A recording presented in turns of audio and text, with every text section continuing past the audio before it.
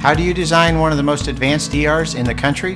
At Parkview, we did it by focusing all our attention on you, the patient, by involving doctors and nurses in the design process, by creating quieter, more private spaces, and by leading the region in heart, stroke, and trauma care.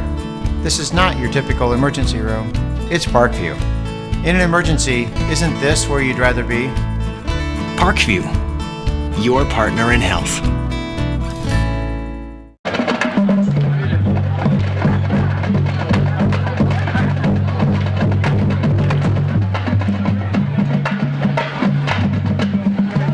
Okay, Joe, 1 minute to go. 1 minute. Copy. 1 minute. 12:15. A public service announcement brought to you by the United Nations Foundation and the Ad Council.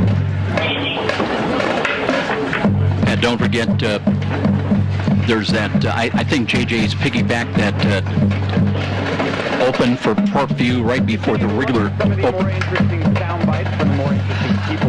We'll see what you get.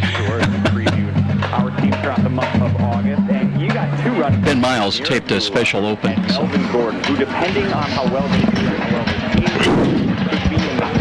Can you hear us? Testing. Gotcha. 1, 2, 3. Say something else, Tom. Testing. Okay. Chose the lead by my actions. Never did too much talking. You know, I just like to work. That's been my thing. This year's been a complete match. Putting the fast protection together, ball security together, acceleration my runs together.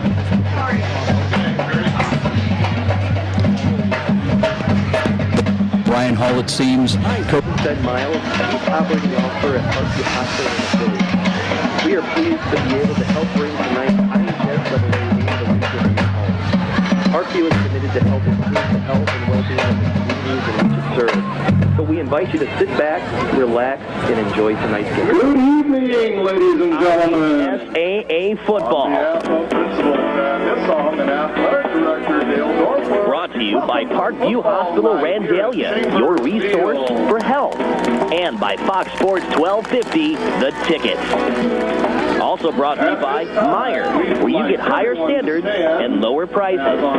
By Momper Insulation, with over 40 years of quality, professional insulation. By Walburn Financial Management, providing affordable solutions to bookkeeping and tax problems. By Midwest America Credit Union, altogether better. By Arrow Fence, Fort Wayne's oldest name in fencing. By Columbia Street West, downtown on the Landing, a Fort Wayne favorite for 25 years. Aaron Chiropractic, specializing in spinal health. By Stiefel, a firm of choice. Ruoff Home Mortgage, a great name to know when you need a mortgage. And with special promotional consideration by the Fort Wayne Journal-Gazette. Nobody delivers the goods each morning like the Journal-Gazette. Now, let's head to the stadium and join your play-by-play host, Joe Parson. It's a new season and a couple of new-look teams to open the IHSAA 2014 football season. Hi, everybody. Welcome into Chambers Field, home of the Northside Redskins, playing host to the Concordia Lutheran Cadets. Along with sidekick Tom Freistropper, I'm Joe Parson. Each team experienced great success last season. Each comes in with major questions to be answered beginning this evening. Redskins expected Mike Levent to be their starting quarterback after amassing over 3,000 yards of total offense a season ago, but Levent took his talents elsewhere, transferring to California. Northside went 6-1 in the SAC. They won the conference championship a year ago, but Coach Ryan Hall thinks his defense may be the key, Tom, early on, especially as a barometer as to how the Redskins may fare in starting tonight in this ball game. Well, they always say that the best offense is a good defense, and Northside has always been known for their scrappy defenses, and they've always had outstanding offenses also. But I think both teams in reality here tonight, Joe, are in a rebuilding season. As far as Concordia, Coach Tim Manigault also searching for answers, with youth and inexperience being the keys at the skilled position slots. SAC Player of the Year David Morrison graduated. Now he's at Ball State. There is another Morrison. Peter, a 5'10 sophomore, is battling for the starting quarterback position. We may see him tonight. Cadets were 6-2 on the road a year ago. They also won a football sectional championship, so they've got a lot of success in recent years under their belt. We'll find out tonight what 2014 holds in store for Concordia. Friday Night Lights on Fox coming up when we return. We'll check in with both head coaches as we continue with more of our pregame presentation. Coach Ryan Hall will join us after the break. And this is IHSAA football on Fox Sports 1250, The Ticket. I am your typical mom. Christy Newhouse for the Parkview Heart Institute. You know, I'm entrenched in my kids' lives, and I eat a healthy diet, and I'm actually probably the last person you expect to have a major heart event like this happen. One day last year, Christy awoke to deep pain in her chest and jaw that later spread to her arm. I ended up going to Parkview's ER, and they told me I was having a massive heart attack.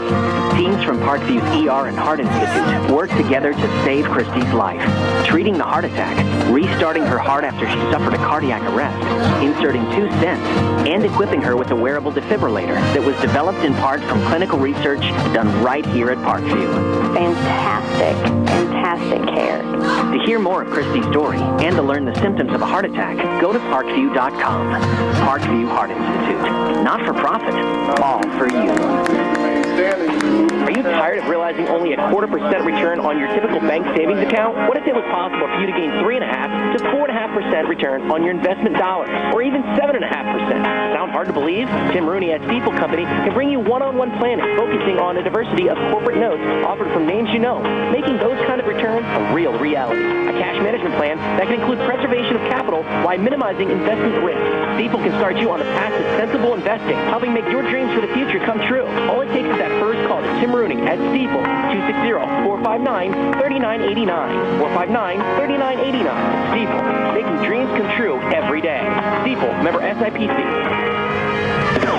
And now, back to the stadium with Joe Parson and more IHSAA football on Fox Sports 1250, The Ticket.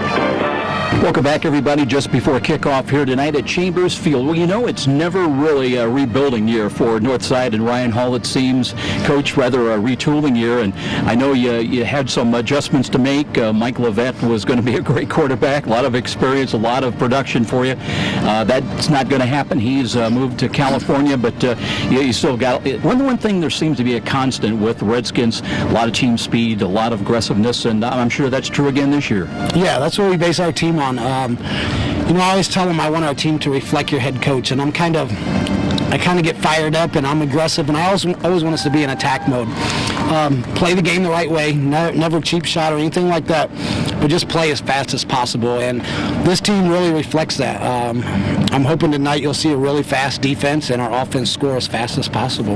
Well, let's talk about that defense. I heard the term used, and I think he used this last year, the amoeba defense, and if I remember correct, that's a lot of movement up front on the line of scrimmage or close to the line of scrimmage, but tell us a little bit more about the philosophy, the strategy, schematically, what's that to accomplish? Yeah, you know, we know what we have here at Northside, and we know that we're not real big. We're strong, but we just don't have the big kids up front.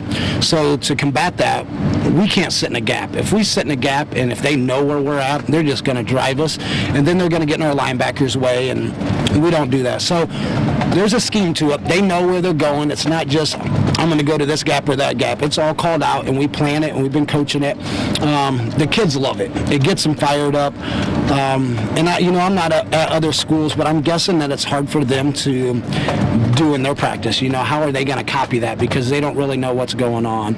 I think you'll see a lot more of it this year. Last year, we really only ran it against Snyder due to the fact Snyder's huge up front, and it worked out for us the first time. And, you know, we played pretty well defensively the second time against them.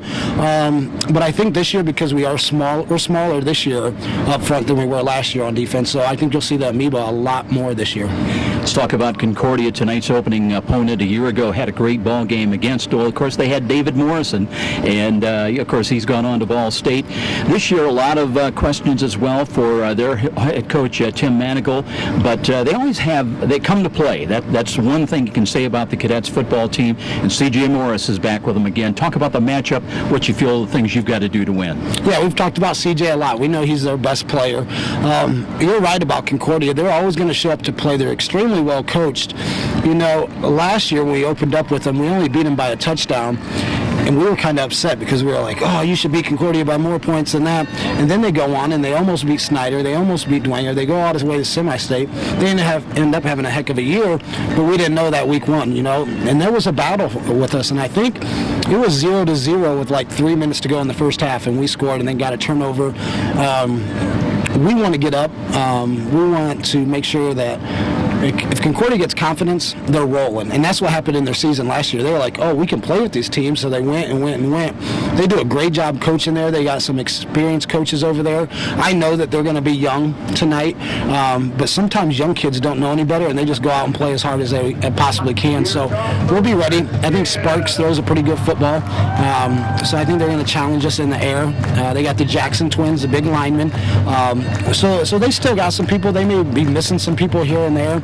You know, they graduated their whole offensive line that was together for 3 years. So they may take some lumps early on, but, watching film, they still got a good scheme. They still play good defense. They're sound in everything they do. So I think tonight's going to be a heck of a game.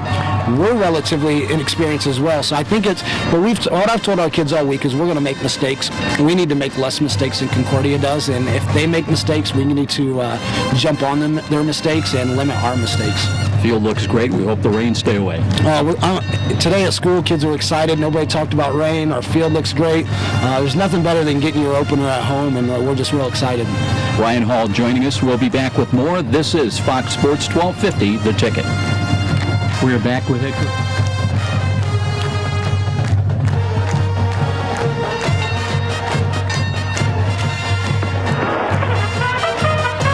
Savvy sports fans in the Summit City go when they need to know more than just the score? It's an easy choice. No other media outlet covers the local sports scene like the Journal-Gazette. You get 7 days sideline coverage from the area's most experienced and knowledgeable sports staff. It's a commitment to Fort Wayne that the Journal-Gazette takes very seriously. When you need to know the story behind the story, nobody delivers the goods each morning like the Journal-Gazette. And even when you're on the go, you can still catch up on the latest sports news online at www.journalgazette.net or from your mobile device at www.jgmobile.net. Start your sports day right, every day, 7 days a week with the Journal-Gazette. Every small business person has the same dread: taxes, reports, and bookkeeping. What are you to do? You know you can't afford the big guys to keep you legal and solvent? Well, now there's Walburn Financial Management to save the day. Here's their number. You're going to want to remember this one: 260-459-2240. That's 459-2240. Why? Well, Walburn Financial Management specializes in the little guy. With reasonable rates and sensible retainers, Walburn Financial Management, simply perfect for the small business budget. Also on the O-line, number 6. And now, back to the stadium with Joe Parson and more IHSAA football on Fox Sports 1250, The Ticket. We're back with head coach Tim Manigault. Opening night for cadet football. And, Coach, you've had a scrimmage last week, had a couple of weeks of practice with your young men, a lot of new faces. Tell me what stands out in your mind as you've looked the last couple of weeks on this, getting ready for opening night. Well, I think we have some guys who, while untested, are going to be able to make plays. The thing we don't know is just how well they're going to play. You can see already here tonight, getting on the bus and in warm-ups, it's just kind of a different deal. And Northside is such a worthy opponent that, we'll have our hands full, but I think we're going to be able to replace a lot of those guys with some guys who have some ability. It's just going to maybe take a while to get that ability to show. You know, it's hot. It's humid tonight. Yes. You've got some really big guys, and a lot of them go two ways. Talk about the factor in that. Are you forced pretty much to try the factor? Toss earlier. I'm sorry. Red 1, they elected to defer. They're going to be kicking to the scoreboard. Got any questions, gentlemen? All right, guys. Yeah, let's switch you guys around here. Yep, over here, guys. Red over here. White over here. Okay, guys. Red 1, they're going to defer. White's going to receive down here. Okay, guys, shake hands. Let's have a heck of a ball game. Good luck. Redskins have Looks like Concordia is going to receive here, Joe. Got about 85 degrees. The field looks good. It looks dry. There's actually no wind down here, but the humidity's high, so it's going to be hot. They're going to have to be in shape, but looking forward to a good ball game. Sounds good, Tom. Let's continue with our interview with head coach Tim Manigal. Are you forced pretty much to try to shuttle in troops and keep them fresh as much as possible? Yeah, probably. In a perfect world, this is not our ideal weather night, but we knew this was coming. I mean, this is how it goes at Concordia. So we'll do the best we can. We have a plan to try to keep guys fresh. Whether that works or not, I don't know. It's going to be, we've got some cloud cover now, so that'll help. About an hour ago, during warm-ups, it was really hot. So it's going to be warm. Our guys know that. We've been talking to them about the fact that they're going to have to play a lot, but that will be a challenge for us tonight also. Everybody starts out, they talk about what you've lost in Brandon Morrison along with John Poor, but you've got some skill position players back. C.J. Morris stands out in my mind. We saw him quite a bit last year, and you've got another Morrison standing by on the wings. I don't know if we're going to see him tonight, but again, it's a young team, but a team with maybe a lot of potential. Yeah, I mean, if you don't see Peter Morrison, that's his name, if you don't see him at quarterback, you'll see him other places on the field. He's a really good athlete. And as I said earlier, I mean, we really do believe we have guys who can take, I mean, you might not be able to replace David Morrison really easily right away. I mean, that's a tough act for a kid who's coming in to start here tonight to follow. But we think as the year goes on, that will be the case. We are definitely a work in progress at this point. As we sit here on August 22nd, this is a work in progress for Concordia. We are going to start, looks like a little bit earlier. They've reset the clock to 12 minutes. North is kicking off from left to right, so we are ready to go just like that. And we won't get our final break in before starting this ball game, but that's okay. We'll get them in. As here we go, North to kick away to Concordia from left to right as we look at it. C.J. Morris is back deep, a low line drive bounding kick. No, that's a line drive fielded at the 22, a run to the right side, and they'll get up to about the 25 to the 29-yard line. So that's where the Concordia Cadets now will go on offense for the first time this evening, moving from right to left, early moments, first snaps of the ball game coming in. Glad you could join us tonight on Fox Sports 1250 The Ticket with Tom Freistroffer. I'm Joe Parson. Joe, we forgot to mention in the pregame that Northside actually deferred. They had the option of receiving but wanted to go on defense, so that kind of speaks for the defensive power with Northside here. Daniel Sparks does start at quarterback. He's been battling some injuries during the week. He's a 5'11 junior. Takes option run to the left side, turns upfield, got to the 30, cuts back to the right side, looking to reach the 35. He's got a first down, slides down right about the 40-yard line. And a pretty good heads-up play. Didn't want to take a big hit and get picked up the first down. Knew where he had to get.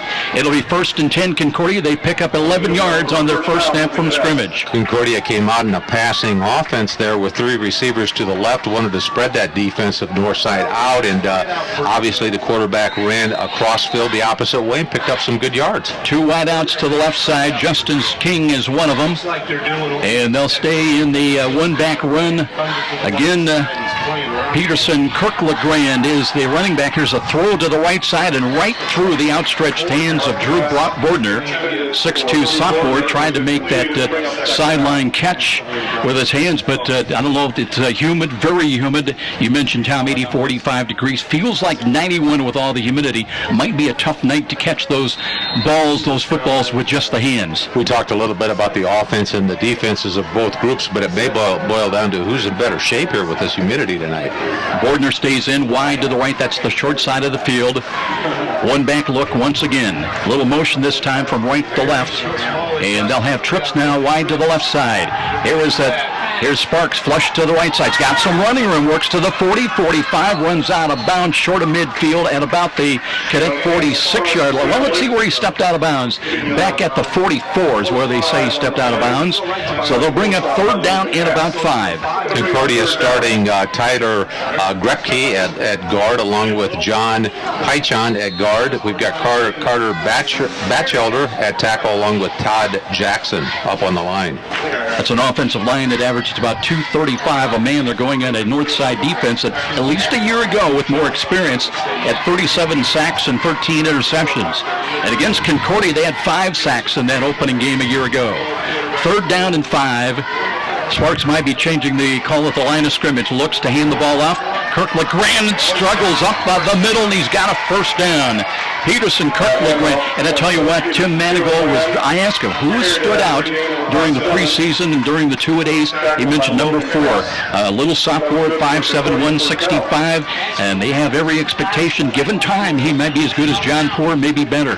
Well, it looks like at this point Concordia is hurting the defense for the Redskins by running on them. A couple of good runs by the quarterback, which surprised me that Sparks can run like that. And like you say, Curlegrand really made a nice run. Bordner stays wide to the right. That's the short side of the field. They have 3 wide to the left. And here is a little motion back from left to right. That's Sam Kayunga. Now reverses back to the left side, the wide side of the field. And here's Sparks dropping, screens the ball right side. He's got a catch. And that's a run after the catch, short of the first down, but in the north side territory, inside the 45, down close to the 43, maybe the 42-yard line. They screened that ball very nicely and got into the hands once again. Coming out of the backfield was Kirk LeGrand. Tim Manigault, he knows that Northside only has 3 defensive linemen, so what he's doing, he's spreading out 3 receivers to the left, maybe 1 to the right. He's taken at least 4 of the Redskins out of the picture here, and he's just coming with his offensive line at those 3 in the middle. And like Coach Hall said, Northside's not real big. They have to be scrappy. Second down, let's call it 3. Motion again behind the line of scrimmage from left to right. That's Devin Sparks. Daniel Sparks takes the handoff, looks to Kirk LeGrand, curls, fights his way close to the first down stick. Now they're going to say the knee hit back around the 41. So he picks up 1, and that'll bring up 3rd down, and still about 3 yards to go. Big Todd Jackson, the offensive tackle for Concordia, goes 305 pounds, flanked by a guard there, Tyler Grepke at 220. So there is some size on that offensive line, even though they are in a rebuilding stage. Cadets trying to reach the Redskin 39 on this snap of the football. Again, they work from the right side hash mark. They'll stay with that wide set, 3 wide to the left. And Sparks once again looking, wants to throw, short drop, looks, throws into the seam, and that ball's nearly picked off. Double coverage that time. Looked like Brandon Moore, Joe, the corner came up. He could have had 6 points. Real nice defensive play, just dropped it at the last moment. Brandon Moore, a transfer from Bishop Luers. They've got 3 or 4 transfers from other schools. One of them, we'll see offensively, Jordan King, who played, Kindig, I should say, played with the Cadets for the last several years. And also their starting quarterback, Arian Nieves from Bishop Winger. It's 4th down. The Cadets will go for it. Again, Sparks out of the pistol lineup, waiting for the snap. Has it, wants to throw again. In the pocket, throws to the right side. A dying ball. Let's see, is that's going to be ruled a catch. And that'll be good for another 1st down. That one, a diving attempt. Drew Bordner came up with it, the 6'2 sophomore. Well, Sparks is only a junior, but he had a good tutor last year with Morrison being the top quarterback in the SAC. The defensive backs, Random Moore and Terrence Davis on the outside, along with Tariq Davis and Javante Lapsley. They're going to have their hands full tonight. These are the defensive people deep for Northside Redskins. Northside right now with 5, naked 6. Really nickel backs, and then they've got 2 safeties back as well. Here is an option run again. Spark this time going nowhere. He is swarmed upon and dropped. It'll be a sack. That was Tyson Whitner, I believe, coming through there. Tyson Whitner, he's a junior, 6'2", 185, shot the gap, and that's what Ryan's going to have to do. He's going to have to get into the gaps because he's running a 3-man defensive line, Joe, and put some pressure on that offensive line for Concordia. Whitner a year ago for the Redskins, 34 tackles, 2 of them for a loss. He also had a sack, so that's a loss of about 5. And let's call it 2nd down and 15. Clock inside of 8.5 minutes, opening drive of the ball game. Concordia on the move, but a sack has moved them back. 2nd down and long. Still with the ball at the right side hash mark. Here's the drop by Sparks. Looking, dances, steps up in the pocket, throws over the middle, and he's got a sliding catch. That's short of the 1st down. Is going down was Charles Nagy, one of the lone seniors, one of the skills positions players, 6 foot and 195 pounds. He's about 1.5 yards, 2 yards short of the 1st down. Well, Nagy made a great catch, but notice how Daniel Sparks, a quarterback, good quarterback, he'll set back and then he'll step up into the pocket, and that's what Sparks did. Really impressed with the drive of Daniel Sparks, quarterback for Concordia here. Concordia on the move. They'll send once again Bordner wide to the right, 3 wide to the left. And that's Devin Sparks in between receivers. Kirk LeGrand trying to fight for yardage up the middle. Let's see where they mark him. He was trying to get to about the 27 to pick up the first down. It looks like he's going to be short, Tom, by about a half a yard. Let's talk a little bit about that defensive line, Joe, for Northside. You got A.D. Baker at one end. He's a senior, 6'1", 200. In the middle, Montrell Moore. He's a sophomore, 5'10", 200. And Demetrius Williams at that other end, 5'11", and he's a junior. Excuse me, he's 6'1", and he's a junior. So they're going to have their hands full tonight. Concordia on fourth down and less than a yard. This time under center, and Sparks angles to the left, and he's still on his feet down to the 25. It'll be 1st and 10. Concordia that's their second fourth down conversion on this series. Concordia did a nice job scouting Northside. They have size on Northside, so they're just trying to power up the middle. Once again, Northside's going with a 3-man defensive line. They've got 4 linebackers. Tyson Whitner, you've got Sean Hill, Logan Snyder, and Logan Capps at the linebackers. And for Concordia on that right side, a freshman starting at right tackle tonight, but he's a big freshman. Trey Freeman at 6 foot 245. Trying to open up the holes right now. 1st and 10. Cadets continue on the move with under 6.5 minutes remaining first quarter. Sparks looks left and a bubble screen to the left. And that'll be only good for about a yard pickup. On the catch that time was Devin Sparks. Randon Moore, defensive corner. You had mentioned earlier, Joe, that he's a transfer from Lures. Kind of impressed with the way he's playing out there. Gutsy player, comes up quickly and makes some good tackles. Call it a gain of 2, 2nd down and 8. Now they'll work from the left side hash mark. If nothing else, Concordia monopolizing the time. They've taken this opening kickoff, and now under 6 minutes time remaining, as Bordner's gone all the way as a wideout, but this time he's got company out there on the right side. 3 wide to the right for the Cadets. Sparks, 2-step drop, looks right, throws into the seam, and that one I believe was ruled to hit the ground incomplete. Looked like Demetrius Williams, the defensive end for Northside, had a deflection there. He hit that. Otherwise, I think that was complete. Joe, we've got 5:34 left on the clock. Northside has not touched the football here tonight. Concordia is doing a great job of eating the clock up. Soon it'll be under 5 minutes here in the first quarter. Concordia now looking at the north side 24-yard line. It'll be 3rd down and long. They've got to get down to the 15 to convert. And they have shown no hesitancy, Tommy, to go for it twice already on 4th downs, and twice they've converted. And they've got Courtney Woods into the ball game now. 2 wide either side of the field. Motion behind the line of scrimmage, left to right by Devin Sparks. And here is Daniel Sparks wanting to throw. Screens to the left. The catch is made, but Kirk LeGrand ran into a wall that time. And once again, that's Randon Moore, Joe, that's coming up. He's just they're passing his way, but he's doing a job over there on the right corner, right defensive corner, plays deep for Northside Redskins. So 4th down and 6. Again, the Cadets trying to reach the 15-yard line to preserve another new set of downs if they can. Taking a little time now back in the huddle. Play clock at 20, so they've got time. Justice King in as a wideout. He'll come wide to the left side. Tariq Jackson comes up to center the ball. The big fella, Tommy, 315, 6'4". And he'll snap it out of the pistol to Daniel Sparks right now. Straight drop. Rush is coming. Throw it in the middle. He's got a man down there. That one's intercepted in the end zone. And a return across the goal line to the 5 to the 10. Spin move. And they'll be down at about the 10-yard line. That was picked off by Tariq Davis.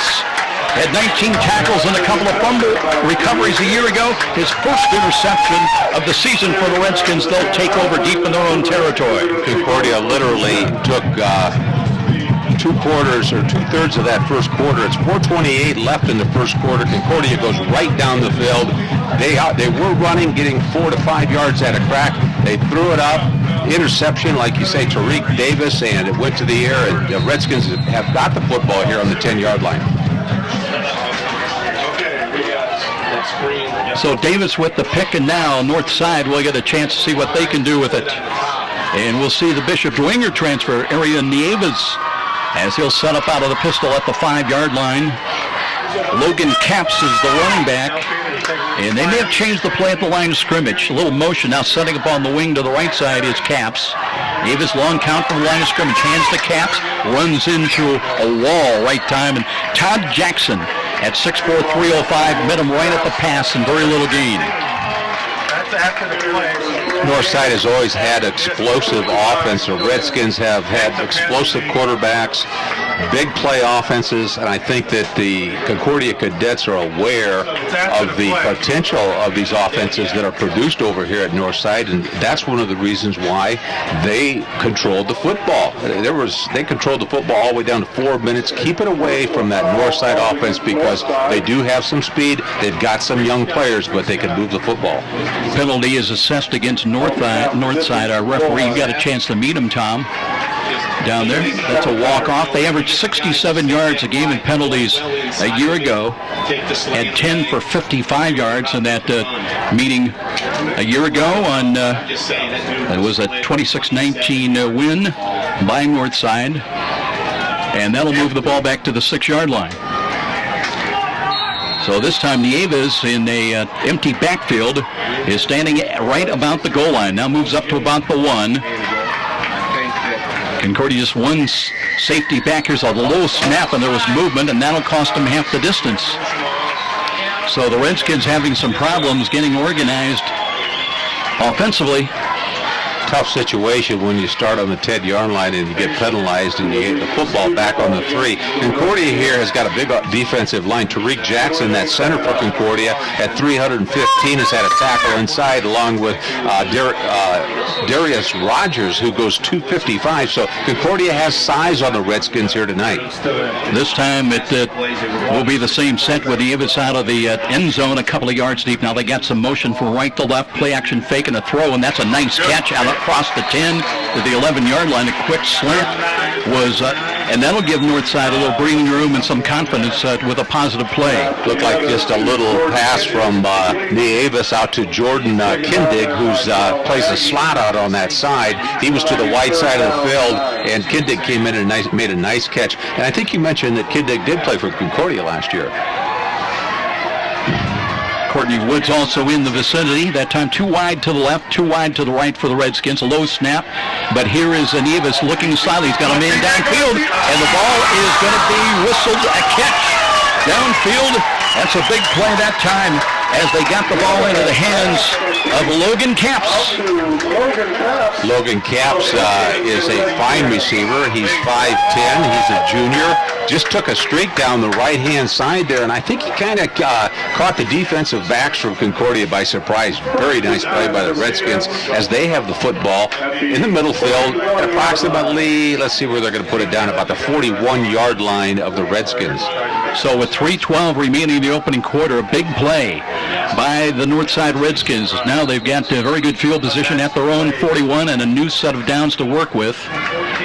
And let's see what's going on. Did they have another penalty, Tom? Because where they've got, it looks like it'll be, no, I think they're going to move the down markers back as well. It'll be 1st and 10. I think they just had a bad spot of the ball initially. And they'll move that ball back to the 41-yard line. Well, the yard line guys are expecting it to be up around the 46. Empty backfield once again. Capps in motion. Here's the handoff to him, trying to sweep to the left side. Turns the corner. No, he didn't. As he got wrapped up and dropped, they'll lose about 3 or 4 yards on that play, maybe more. Well, John Pachon, the inside linebacker for Concordia, came up, and he almost had a 7 to 8 yard loss there. Just missed him, but the outside people, Jason Odom at one defensive end, along with Carter Batchelder, did a nice job of containing on the inside. So 2nd down after a loss of 5, 2nd and 15. And this looks like an interesting lineup right now. They've got you talk about your spread offenses. And the play clock is down to 10. Northside still trying to get lined up and get things set up correctly. And Giovanni Lepsley trying to find where they want him. And I think Northside is going to be forced to take a timeout with 2:13 remaining. here in the opening quarter. Concordia converted a couple of times, had a chance. They were stopped by the Redskins, and now Northside will have second and long when we return to Chambers Field. No score in the opening quarter. This is IHSAA football on Fox Sports, 1250 The Ticket. Mom, I need something for show and tell. Okay. Your family needs a lot of stuff, but mostly they need a break. And now, back to the action with Joe Parson. Well, you can tell it's opening night for not only us, but for Ryan Hall and his offense trying to get things squared away. And they'll work with three wide to the right side of the field. Again, out of the shotgun formation, Nieves, bad snap. He picked up on one bounce shot, puts it over to the left, complete. And that's going to be a run up to about the 44-yard line. So that's making lemonade out of lemons, Tommy. It looked like Northside, as you said, had three receivers to the wide side of the field. Kind of came out in the same formation that Concordia did, spread that defense out of Concordia, and I think they wanted to go up the middle. It was kind of a broken play, but the quarterback, Nieves, did complete for short yardage. Sean Hill's in, one of the wideouts to the right, had one catch for 7 yards. It was good for a touchdown a season ago.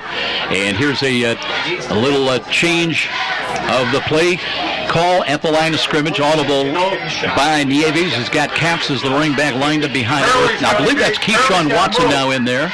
Watson moves up on the wing to the right, so takes the handoff, spins, and drop right there. Shooting through there very quickly. That might have been Blade Harris. Blade Harris was in there. John Pinchon, the left linebacker, had a stunt, but the actual tackle was made by Darius Rogers, defensive tackle, junior, 255. Just a nice play on the inside, going to force Northside into a punting situation. It'll be 4th down at 8. We have under a minute time remaining in the opening quarter. We have no score. And Caps, who does a little bit of everything for him, he punted twice last year, had a long of 38 yards. He'll wait to hit it at about the north side 31. C.J. Morris has got some company back in punt return. Here's a ball near side, wobbly ball.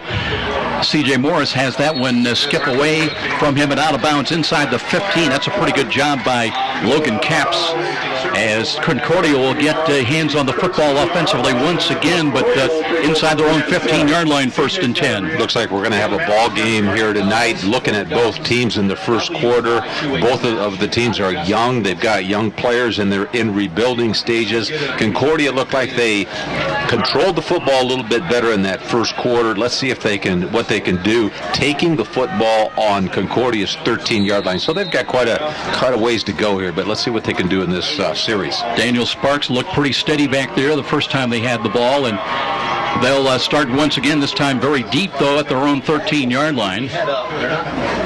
And Kirkland is the running back. Here's an option pitch to him. It stumbles as he tried to cut up the field. He was going to lose about a yard. And they'll mark him now down the knee hit at about the 11-yard line.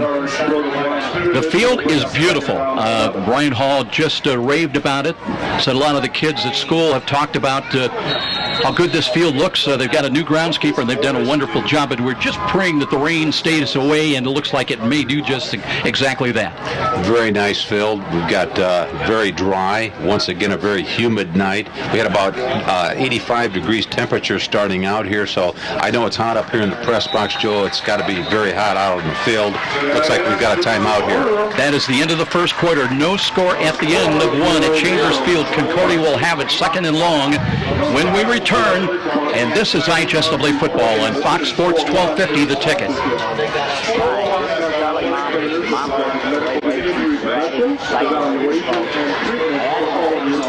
Stadium with Joe Parson and more IHSAA football on Fox Sports 1250, The Ticket. Something special about opening night with Tom Freistroff from Joe Parson. Other games going on. Bishop Brewers, they're playing at Snyder tonight. That's a big game. Dwenger hosting Southside. Wayne at Anderson. Northrop at East Noble as far as some of the intersectional games, early season games. Carroll playing at Goshen tonight. Homestead hosting Huntington North. Bulldogs of New Haven, they're on the road at Heritage. Norwell at Leo, and Woodland at East Side. We have no score in our ball game heading into quarter 2. Concordia in possession at their own 11. 2nd down and 11. Daniel Sparks, the 5'11 junior, in at quarterback. And Curlegrand has been the running back, but here's a short drop and a throw to the left. They got a catch out across the 20-yard line, a first down out across the 30. So quick hitting play, and again, they just isolate that team quickness and speed out there, Tom, and they'll move the chains and move the football. Very nice play by Concordia. Northside, because they have 3 men down, have to put more pressure on the offensive line. And in order to break up that offensive drive, they've got to shoot some linebackers. So they did that. There were a couple of linebackers coming in, and I think Concordia caught them just at the right time. So improving field position now for the Cadets. Sparks takes a look at that 3-man down front defensive line for the Redskins. Has the snap, looks to hand it off. Running room up the middle, big hole, and Curlegrand is all the way up to the 44-yard line, and they'll give him another yard up to the 45. They'll move the chains again, and just a quick hitting play, and once he hit the hole, he was gone. Javante Lapsley actually plays free safety in the back, and he was gone. Javante Lapsley was the last guy on the defensive where he lines up at the defensive secondary for the Redskins. Made a nice open field tackle there. Tariq Davis, who had an interception to stop a Concordia drive, one of the 2 safeties back there right now. But at 1st and 10 Cadets as the sun breaks through the clouds to our left out of the west. And Sparks again has the snap, drops 2, the rush is coming, steps up, he's not going to get away, and there's a penalty flag down deep. But Northside stops Sparks. Let's see what the penalty flag is going to be about. We either have offensive or defensive interference on the outside. Logan Cap may have had offensive interference running into the defensive back. Holding defensively against Northside. Defensively, okay. So that'll be an automatic first down. And a walk-off. Referee Tommy, you had a chance to meet him down there? Yes, we did. Let's see who we've got at the referee here. We've got Max Doctor, who's the referee out here tonight. He's been a familiar name here in high school football. We had Max in a few games last year, I believe, and they have a humid night just like the players, Joe.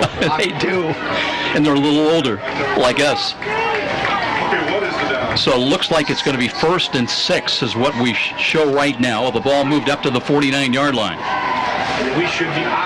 A 3 wide to the right. Bordner's been the lone wide out to the left. Option run of the pitch. Curlegrand stumbles out of a tackle. Midfield, 40-yard line. He's got nobody between him and the end zone, and a touchdown. Peterson, Curlegrand, he'll take it 51 yards on an option pitch to the right, and the Cadets are on the board just like that at 6-0 at the 10:23 mark of quarter 2.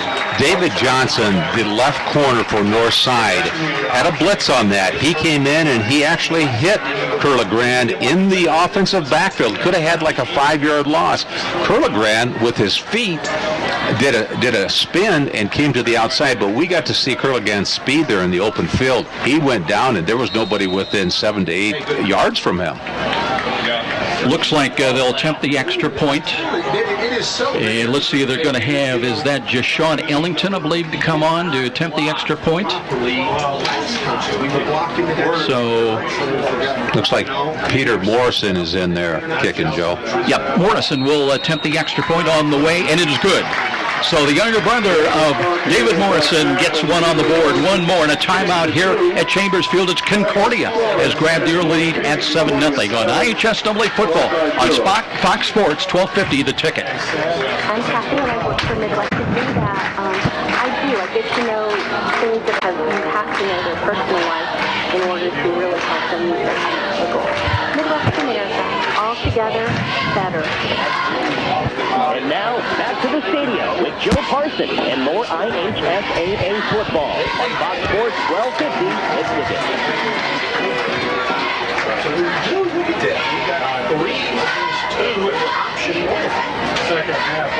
Back at Chambers Field, 7-0 in favor of the Concordia Cadets, and that was an impressive run by the young sophomore Peterson Curlegrand. You mentioned earlier, Joe, that Curlegrand was somebody that kind of lifted the eyes of the coaches there in pre-fall. He's only a sophomore. I'm impressed with Daniel Sparks, the way he runs the offense. He's a junior, 5'11", 170. Concordia has totally controlled the football here tonight on offense, and they're giving the Redskins all they can handle on defense. David Johnson back deep, Keyshawn Watson as well. David Johnson led them in kick returns. Here's a high, short end-over-end kick. That'll bound and get away from Watson back inside the 5, picks it up, got a block, cuts back to the left side, down tiptoes down the sideline, still on his feet, but then they roll him out of bounds right around the 15-yard line. Northside's got to settle down here. They've got to control the football. We've got Nieves at quarterback, transfer from Bishop DeWenger, and we've got some seasoning there in the offense for the Redskins, but what they have to do here is control that football like Concordia. We've got 10 minutes left here in the second quarter. Let's see what Ryan Hall's offensive group can do taking the football here. You know, interesting, Tom, you look back a year ago, it was, as Ryan Hall said, there was a scoreless ball game until 3 minutes to go in the first half, and then it was 14-0 Redskins at halftime. Concordia rallied in the fourth quarter, but fell by a final score of 26-19. Here tonight, so far, they lead it 7-0. So now quarterback Nieves, well, the running back lined up behind him. Now a motion from the far side of the field behind the line of scrimmage. Play action fake and a throw. Sideline coming down. They've got a man out here off the fingertips, in and out, no good. They had Jashawn Ellington wide open, but and there's a penalty flag. That might have been a little contact too far downfield by Concordia. Peter Morrison, outside corner, younger brother of David Morrison, the outstanding quarterback for Concordia, was covering as a defensive back, but Northside almost had a big play, but I think they're going to have it anyway because there's defensive interference here by Concordia taking the football. Joe, let's see where they're going to spot it here at the 32-yard line of the Redskins. Right, Tom, pass interference, the call against Concordia. That'll move the ball up to the 32. But you know what? When it saves a touchdown, sometimes you got to make those tough decisions. Concordia still with just one safety back, and they line up linebackers really tight to the near side. Here's an option run by Nieves, and steps out of a tackle, cuts to the 35 to the 40, first down, and ridden out of bounds. So a good play that time. 185 pounds on the frame of the sophomore Arion Nieves, 6-footer out of Bishop DeWenger. It's early in the year. Blaze Harris was in, should have had the tackle in the backfield. We've got some arm tackling here by both teams. You've got to wrap them up. The defensive people have got to wrap them. There could have been some big losses here tonight, but as a result, we're getting some big plays. Redskins move the chains. They've got it 1st and 10 at their own 46.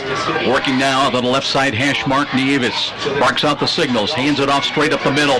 Nothing going. Batchelder was there, and check it was Darius Rogers that wrapped them up for about a 2-yard loss. Rogers made a nice play, and a very nice play by Jarick Jackson, and Batchelder, who's playing defensive end, is doing a nice job. Nowhere to go for the offensive running back for the Redskins. Andy Wade also in there tonight, one of the 4 down linemen defensively. He was a 6'3" sophomore at right defensive end. It'll be 2nd down and 12. Nieves looking straight ahead, waiting for the snap from Ivan Nykam's got it. Drops to throw, screens the ball near side, throw it away. That time they had Logan Capps wide open, but a little bit of pressure on Nieves, and he floated it too high and wide of Logan Capps' reach. I think that's just an experience from a sophomore who's probably has his first start here tonight from Northside. Nice screen. Northside set that up beautifully. Could have been a big play. 3rd down and 12. Redskins trying to reach the 44-yard line of Concordia on this snap. And they have a 3 wide set, receiver set out to the wide side to the right. Empty backfield again, Nieves. High snap has got it. Short drop, 2 steps, looked over the middle, wide open. Is Capps, easy grab, 30, 25, 20. Spins out of a tackle, knocked down inside the 10. It'll be 1st and goal for the Northside Redskins, trying to tie the game as the stop was made that time by Charles Nagy, saving the touchdown. Charles Nagy the only lone defensive back in the back area for Concordia. Nieves made a mistake on that earlier pass play that they had as a screen, but boy, he made up for it there. What a beautiful pass by Nieves. David Johnson in, part of a 3-wide set to the right. And they'll go first and goal from the 10-yard line. First and goal. Cap sets up on the flanking left of Nieves in the backfield. It's a quarterback run, spin move to the 5, to the 3, and a penalty flag. They might have got a bit of the face mask that time, as Nieves all the way down short of the goal line. Either a face mask or they've got a, looked like a big defensive tackle, Drake Jackson, came in there. They might have a call on him, but he made a nice play penetrating the offensive line of the Redskins. It is a face mask call against Concordia. Peter's standing there like he doesn't know. So it'll be first and goal. Hopefully they're telling him. And Northside just about a yard away from tying up this ball game. Shows a lot of confidence by the Redskins. They were down 7-0 here, and we got 9:06 left of the second quarter, but they're marching right down the field, right down on the goal line. Caps will line up as a protector to the right of quarterback Arion Nieves. And he'll wait for the snap at about the 6-yard line.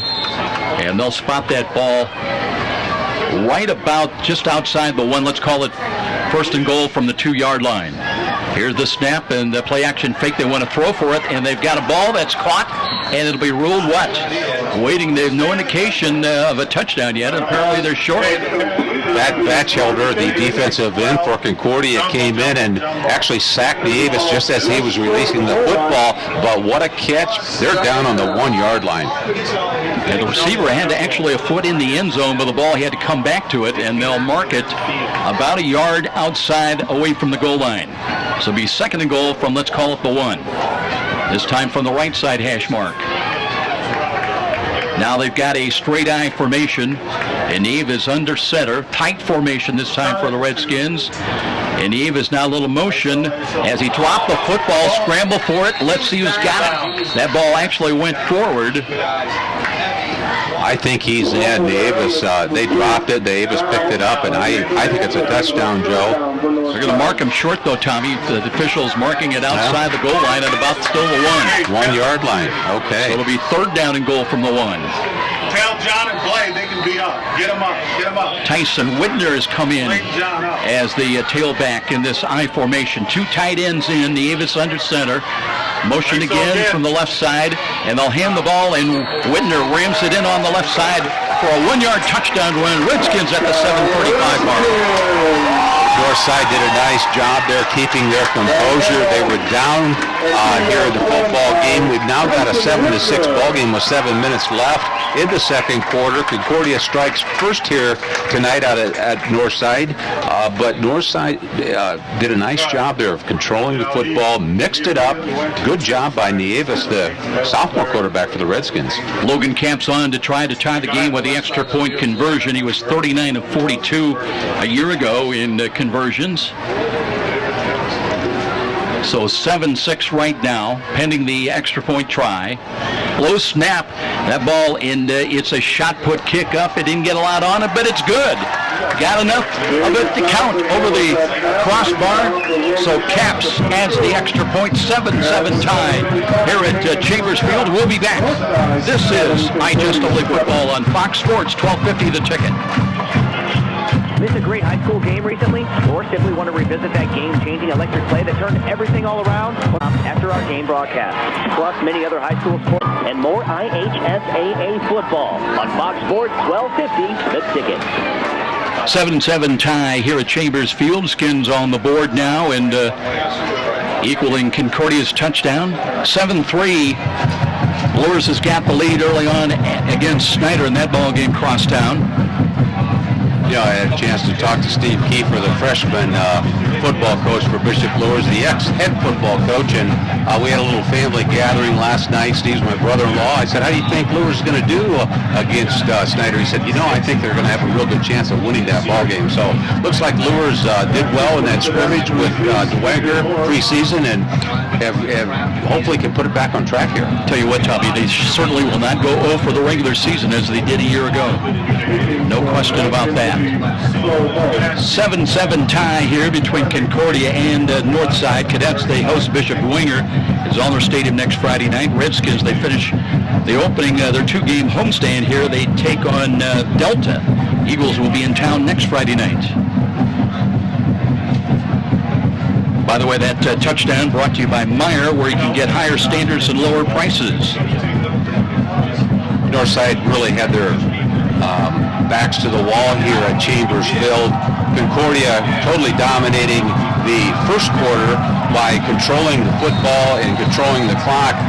Northside had to come back and score. We've got a tie ball game here, but it shows the confidence of this young Redskins team and what they can do. C.J. Morris settles under it. He's got it at the 15-yard line, works across the 20, 25, 30, down the left sidelines, and all the way across the 40, up close to the 45-yard line. And that's something that C.J. Morris can give you on kick returns.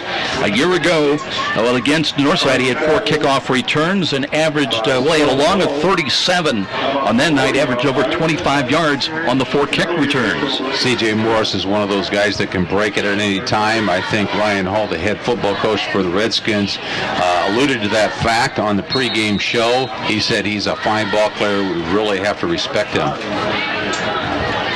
Cadets break the huddle, come up to the line of scrimmage once again. 1st and 10, they've got it at their own 40-yard line. Daniel Sparks, the young junior quarterback, 5'11". Blitz coming left side by the Redskins. Here is a throw into the flats and a sliding attempt by C.J. Morris, but it hit the turf and it's ruled no catch, no good. Saw some good plays by Sparks in the first quarter. Northside coaches obviously saw that Sparks was a little bit more seasoned than they thought he would be, completing good passes, moving that offense. So what does Northside do? We got to put pressure on this Sparks. This sophomore is really a good football player. So Northside's coming out with 3 men on their defensive line. They're blitzing their quarterbacks, putting a lot of pressure on that sophomore quarterback Sparks for Concordia. I want to remind everybody, friends and family can tune in live each game and listen by going to SummitCitySports.com. Motion behind the line of scrimmage, right to left. Here's a run. Curlick Grand weaves his way across the line of scrimmage up to the 45 and upended around the 46-yard line. And he's finding some holes, the young sophomore running back, Tom, and he'll bring up a 3rd down at about 4. If Curlick Grand stays healthy this season, he's going to do some damage on his run. He's very well balanced. It looks like he can find the holes, and he's just doing a great job out there for a sophomore. By the way, a quick addition, if you want to catch more of this game tonight on a replay, you can, beginning 11 o'clock tonight, we'll have it on at SummitCitySports.com, plus other games and highlights. I believe you'll have that Luers Snyder game as well to look at. Here's a throw, and a little bit short, it died, and Sam Kayunga couldn't come up with it. It'll bring up 4th down. Kayunga just did a little curl in the middle there.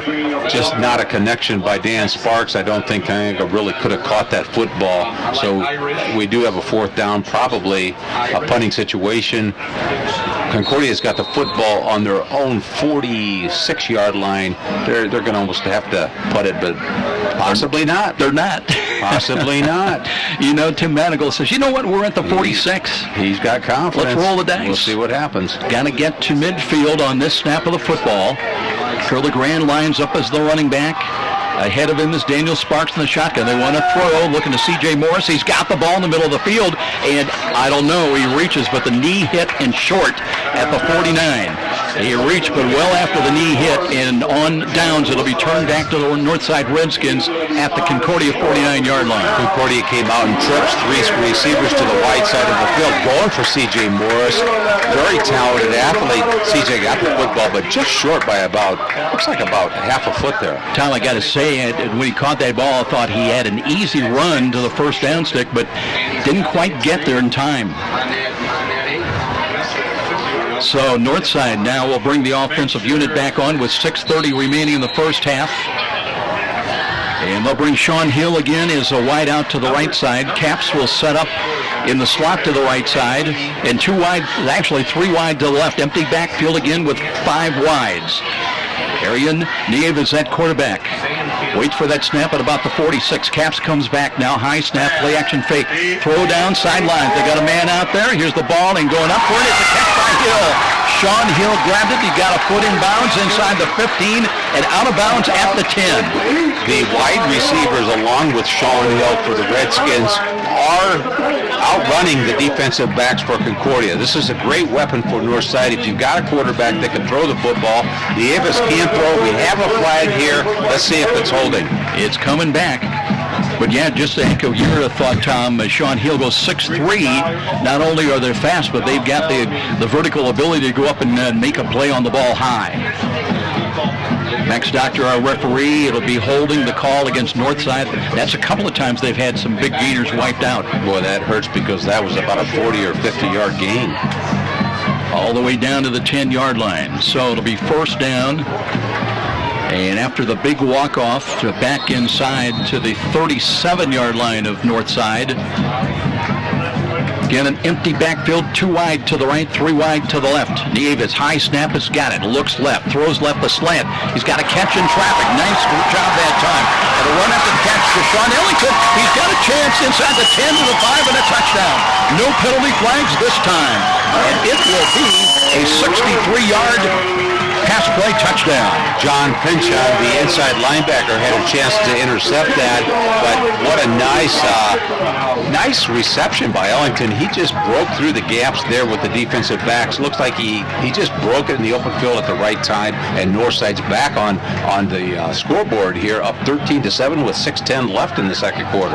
Concordia got on the board first on a 51-yard run by Curlegrand on an option pitch to him. But since then, Northside now with 13 in a row, and looks like the Redskins may be short a man. And they're going to have to bring out Tariq Davis. Play clock is down to 12. Still have time to execute. So Caps will line it up. He'll try to make it a 7-point lead for Northside. They're down to 4, down to 3-2. They got the play off. Here's the kick, and this time he got a little more foot into the ball, and it's another conversion. 14-7 Northside in the lead as they've scored 14 in a row to take the lead over the visiting Concordia Cadets. And you're listening to IHSAA football on Fox Sports 1250, The Ticket. It's time. The 2014 Battle of the Street West will pay $3,000 in cash prize. Your band is the best in town. Being the 2014 Battle of the Bands at Columbia Street West. And now, back to the stadium with Joe Parson and more IHSAA football on Fox Sports 1250, The Ticket. 14-7 in favor of Northside. They get ready to kick away from right to left to Concordia. Dwenger rolling. They've got a 20-0 lead over Southside. Last report it was Lures leading Snyder 7-3. 14-7. Got a good ball game here tonight. Very impressed by Northside Redskins, their ability to come from behind. We came out here with the Cadets controlling the football, going up 7-0 with 4 minutes left in the first quarter, but since then the Redskins have attacked and scored 2 touchdowns. Morris from the 20 works to his left, 25-30. He's got some running room. Turns upfield across the 35, got to the 37-yard line. Let's see where they're going to mark him down. And officials are going to set that ball down back around the 37. But pretty good field position now for young sophomore quarterback Daniel Sparks, trying to work again and trying to get his team back into a tie. You talk about field position. Concordia had the football on their own 47-yard line at 53 yards to go with a 4th and 4. That kind of set up the last touchdown for Northside. I thought they were going to punt. They went for it. Northside stopped them and came back and attacked and scored that second touchdown. You know, Tom, as we look at these two teams, it's interesting with the skilled positions and experience they had a year ago. Both coaches have got the same kind of system. They just try to interject the new people into it. Here's Sparks throwing near side. He's got C.J. Morris. One-handed catch at the 35-yard line. Let's see. Got a foot in bounds. And inside the 40. Now a penalty flag is thrown. Let's see what that's about. See if there's some something going on down there. C.J. Morris just made an outstanding catch. I don't think I've seen a catch like that in years. He's going down the sidelines, one hand over his shoulder, catches the football, but we've got a penalty. Max Doctor's going to let us know down on the field with 5:59 remaining. Officials conferring. Don't know whether it was a taunt after the play. I think that they're personal foul against Concordia. And it must have been C.J. Morris. Didn't see it happen. He was tackled, and they got up, the defensive back, and C.J. Morris. Something must have happened down there. Put a penalty on Concordia, so they're taking the football back here. Concordia, you got to go way back to the Concordia 47-yard line. So they see what we've got as far as down and distance here. It'll still be 1st and 10, but again, they had it at the 37, and they lose 15 yards because of just losing your composure, Tom. You always said, going way back, some 30, 40 years ago, they said you make a good play, hand the ball to the official, and head back to the huddle. Blitz coming by north side. Here's Curligan wrapped up, and he'll do well to get back to the line of scrimmage. That time they were coming up the middle, and to take your pick as they had all kind of troops coming up there. DeJuan Harris was one of them, and no gain. It'll bring up 2nd down and 10. Tariq Davis also came in along with DeJuan Harris.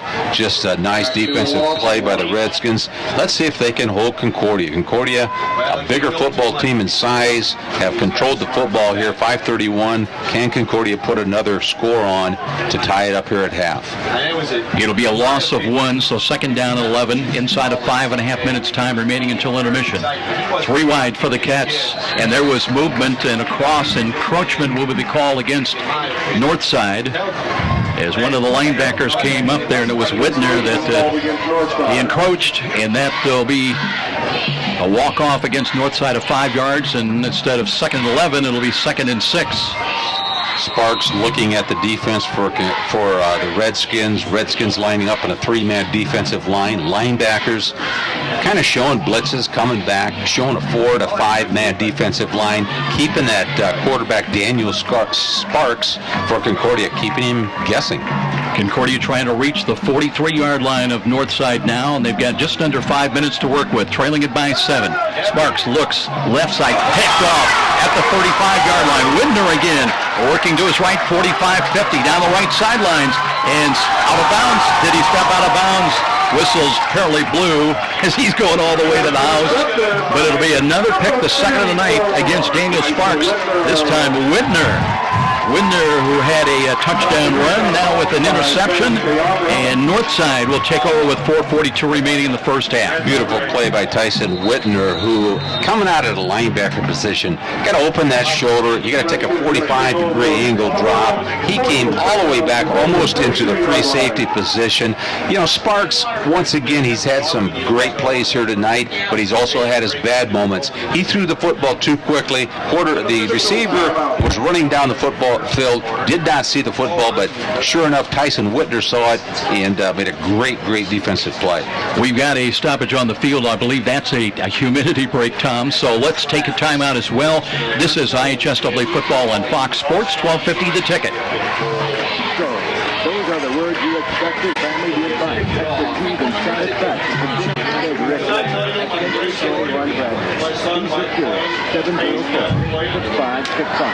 704-6565.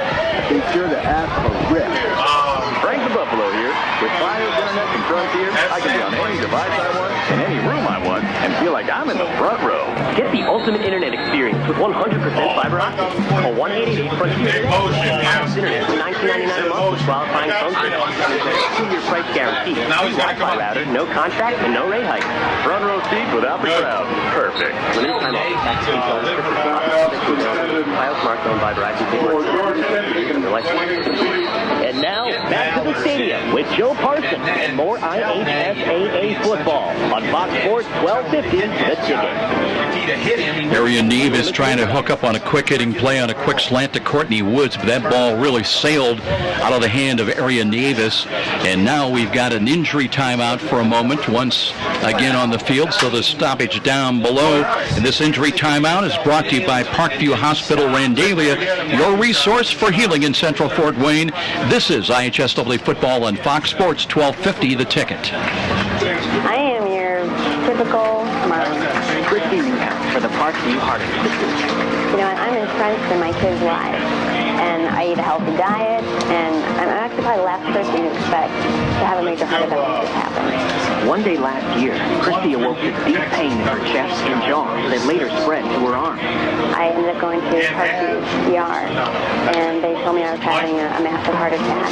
Teams from Parkview ER and Heart Institute worked together to save Christy's life, treating the heart attacks, restarting her heart after she suffered a cardiac arrest, inserting 2 stents, and equipping her with a wearable defibrillator that was developed in part from clinical research done right here at Parkview.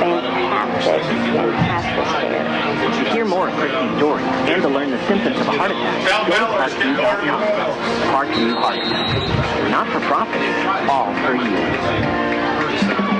And now, back to the stadium with Joe Parson and more IHSAA football on Fox Sports 1250, The Ticket. Nieves about to be hit, but got rid of it and had a chance down deep as the would-be receiver just off his fingertips, a little bit too long inside the 10 at about the 6-yard line. And Nieves took a hit, Tom. Looks like Jordan Kindick was a wide receiver, and Jordan Hall, Ryan Hall, the head coach for Northside, he's going to the air here. You know, he's not wasting any time. He's got receivers that looks like they're beating the defensive backs for Concordia, and he's been successful, so he's throwing the bomb. Keyshawn Watson's come in as the running back now. The one-back look, and here's a high snap, and Nieves on the draw. And here's Watson looking, cuts up the middle. He's got a first down as he rips inside the 35, down to about the 32-yard line, and Watson kind of dipping, bobbing and weaving a little bit and got the job done, the young freshman running back. Well, when we were doing the depth charts here tonight, we saw a freshman starting on the varsity level at Northside. Talked to a couple of the coaches here at Northside, and he runs a 4.3, 4.4 40. He is very fast. It looks like he's got balance and moves, and we're going to hear about Watson for many years here at Northside. And Tom, I gave him credit for a first down, but he's a yard short. They say the knee hit short. It'll be 4th and 1. They go to that full tight end, that straight eye formation, a little motion out of it. And here's a run, and let's see if they've got the first down. Concordia thinks they stopped it.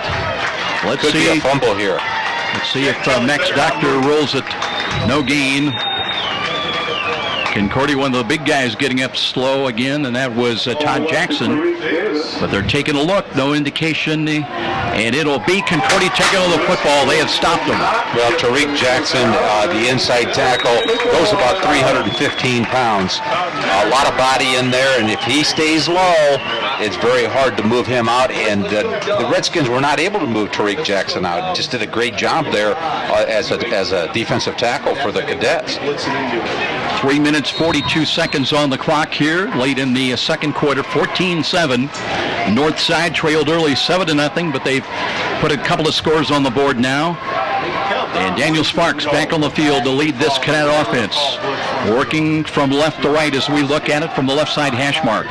Little motion behind the line of scrimmage from left to right. Option run, the pitch, Curligran. Looks in, nice move up the middle, and he's got a chance at midfield and brought down from behind. And what a play. I thought he was gone, Tom, but coming from nowhere to stop, and that was Terrence Davis. Terrence Davis made a nice open field tackle. Once again, Curligran, boy, he can hit the hole. I believe that was Curligran on the run.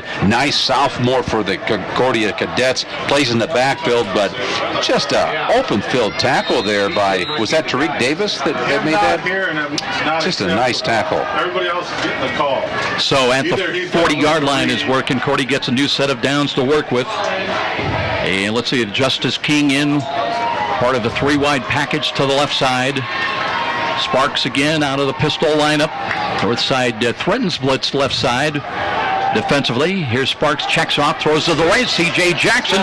Ball is in and out of his hands. That was pretty well defended. Right at the 10-yard line, incomplete. And it'll bring up second down and 10. Well, C.J. Morris was open on the outside. What's happening here is I think Concordia's taken advantage of the blitzing by the Northside Redskins. There's only 3 men on the defensive line. Many times the corners are coming in on the offense, and I think Concordia's just doing a good job reading there. Now, that was a long pass to the outside, and very nice play there, I believe, by Randon Moore, that outside corner. That ball hung up a little bit, Tom, and allowed the defense to rally to it and contest it and knock it away. Second down and 10. Sparks screening the ball. He's got Curligram, but wrapped up, and good play defensively that time. Northside sniffed that out. Logan Snyder, the inside linebacker for Northside, sniffed it out, as you said. Joe read that screen on the inside, made a nice tackle. So Redskins are tightening their belt buckles here. We've got 2:59 left in the second quarter. They don't want Concordia to score. Redskins are up 14-7. Let's go in ahead at halftime. Coaches are telling the Redskins, so they've got to stop the Cadets. In Concordia, they've had some big plays. They try on 3rd and 9. That play gained 1. They've got to reach the 30-yard line, and it'll be interesting if they fail, if Tim Manigal will feel he's in 4-down yardage area once again. From the right side hash mark, here is Sparks. 2-step drop, looks, pulls it down, running out of room, and is sacked. And now they might have got the face mask again. That was a good sack on the play, but North might still be penalized. I believe that was either Randon Moore that came in, or that was, let's see, that could have been Mac Rosenthal, sophomore. It looked like a shoulder tackle. What do you call that? Horse collar, but horse collar tackle, and it looked like it was going to be a penalty against Northside, but they're not calling it against the Redskins. Now they picked up the flag. Max Doctor said no penalty. So it'll be 4th down now with a loss back outside the 40 to just inside the 43. And Concordia talking it over whether they want to try to go for it. They're trying to run the clock down. Still 8 on the play clock and 2:33 on the game clock. And if they kick, trying to leave Northside with as little time as possible. Now they're going to, I believe, call a timeout. They will. Timeout on the field called by the Cadets. We will step out. This is IHSAA football on Fox Sports, 1250 The Ticket. The market goes up, the market goes down. Well, what if there was a local company with tons of investment experience? The high school football game of the week on WGL Fort Wayne, Fox Sports 1250 The Ticket. And now back to the action with Joe Parsons. So it is 4th down and 12. And the timeout used by Tim Manigal to decide exactly if they want to try. They need 12 yards on this call coming up, or whether they'll kick the ball with 2:25 remaining back to Northside. You know, we listened to the pregame interview with Ryan Hall, the head football coach for the Redskins. He said a couple of things. He says we're young and we're small. And what we're going to have to do, due to the fact that we only put 3 men up on the defensive line, we're going to have to keep that offense guessing. And that's exactly what he's doing. You see Tyson Whitner coming in, the linebacker, Randon Moore.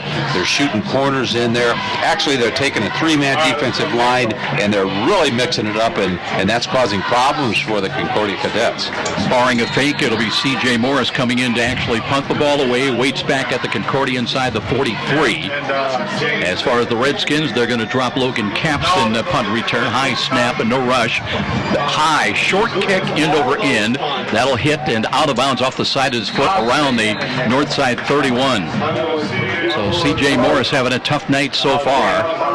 And Northside will take over. 2:17 on the clock. And we'll see what the Redskins try to come up with as Tommy gets ready to make his way down on the field to tune in with Ryan Hall. And it'll be interesting as he talks about some of his adjustments with the blitz, and also getting some of his offensive receivers down deep open. Don't forget, next Friday night Lights on Fox feature on August the 29th. We'll have the Snyder Panthers on the road at Southside. Take on the Archers 7 o'clock. Our pregame begins at 6:45. Right now, here we go as Nieves out of the pistol, waiting for the snaps. Got it. Drifts to his right, trying to set up a screen. He's got Keyshawn Watson. Watson cuts back to his left, wrapped up at the 30-yard line. He'll gain a yard, maybe a yard and a half, as the clock will continue to run right now. Tackle by number 61, Dominic Perugini. Both teams with 2 timeouts remaining.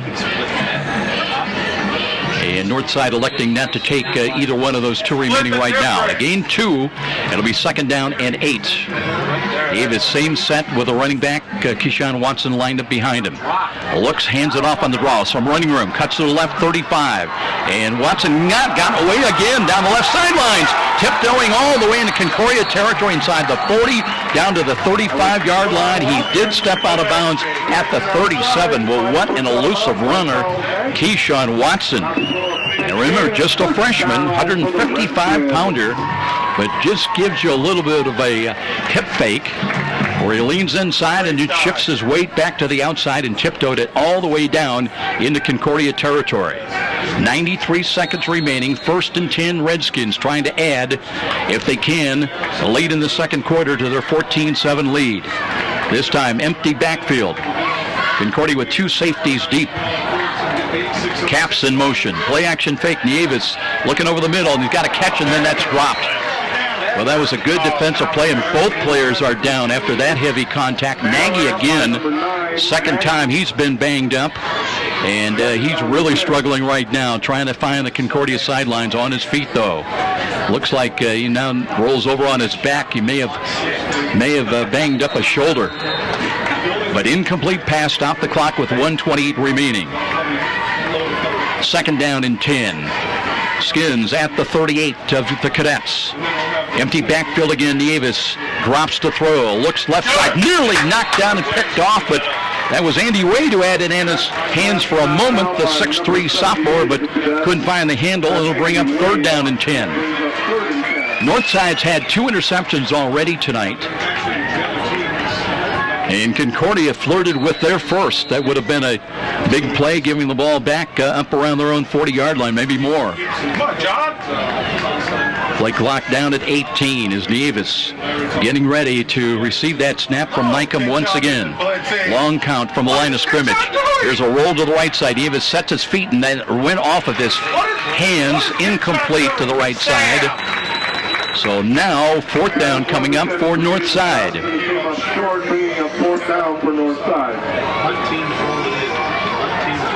Looks like the Redskins are going to punt the ball away with 1:19 remaining until halftime. No, yeah, 900. Yes. Mark Mallers will drop in punt return along with C.J. Morris for the Cadets. And Caps sets up for his first punt of the night from his own 49-yard line. They do have a little motion out of it, and here is Cap, steps into it, gets the ball, and that one will go into the end zone, or will it? And it does trickle into the end zone. Died for a moment right at the goal line, but then carried on. So it'll be a touchback, and Concordia will get the ball back with still a chance and 1:11 on the clock. Update from that Bishop Lures game against Snyder. Now it's 14-10 last report. The Knights have got the lead in that one. Last report, Dwenger was in the lead over Southside 28-0. Here it's 14-7 in favor of Northside after trailing early on 7-0. It'll be 1st and 10 for the Cadets. They've got it at their own 20-yard line. Daniel Sparks has been picked off twice tonight. As the young junior quarterback hands the ball, Curl Legrand had a little daylight for a moment across the 20, but that hole closed in a hurry. As coming up there defensively, A.D. Bakar got in closed from his defensive tackle position. He had a couple of tackles a year ago. But as it is, Curl Legrand will pick up 4 yards. And they'll give him a forward progress gain out across the 23-yard line. We're down to 44 seconds time remaining. Tom Freistroffer will be down on the field checking in with Ryan Hall before we go to the halftime break. Don't forget, coming up at halftime, we'll tune in with Parkview Hospital's Marlon Wardlow and all the changes coming up at Parkview Randalia. Here's a little run again, curling in, trying to find some running room up the middle. There is very little, maybe a yard gained. So it'll bring up third down and still long. And I don't believe we're going to get another play off here in this second quarter. So it will be a Northside lead at halftime. At 14-7, Northside deferred, won the toss. Concordia received, and we'll see the Redskins on offense when we get ready to start this second half. 14-7 Skins. And we'll wait for an opportunity to go down and tune in with Tom Freistroffer and head coach Ryan Hall.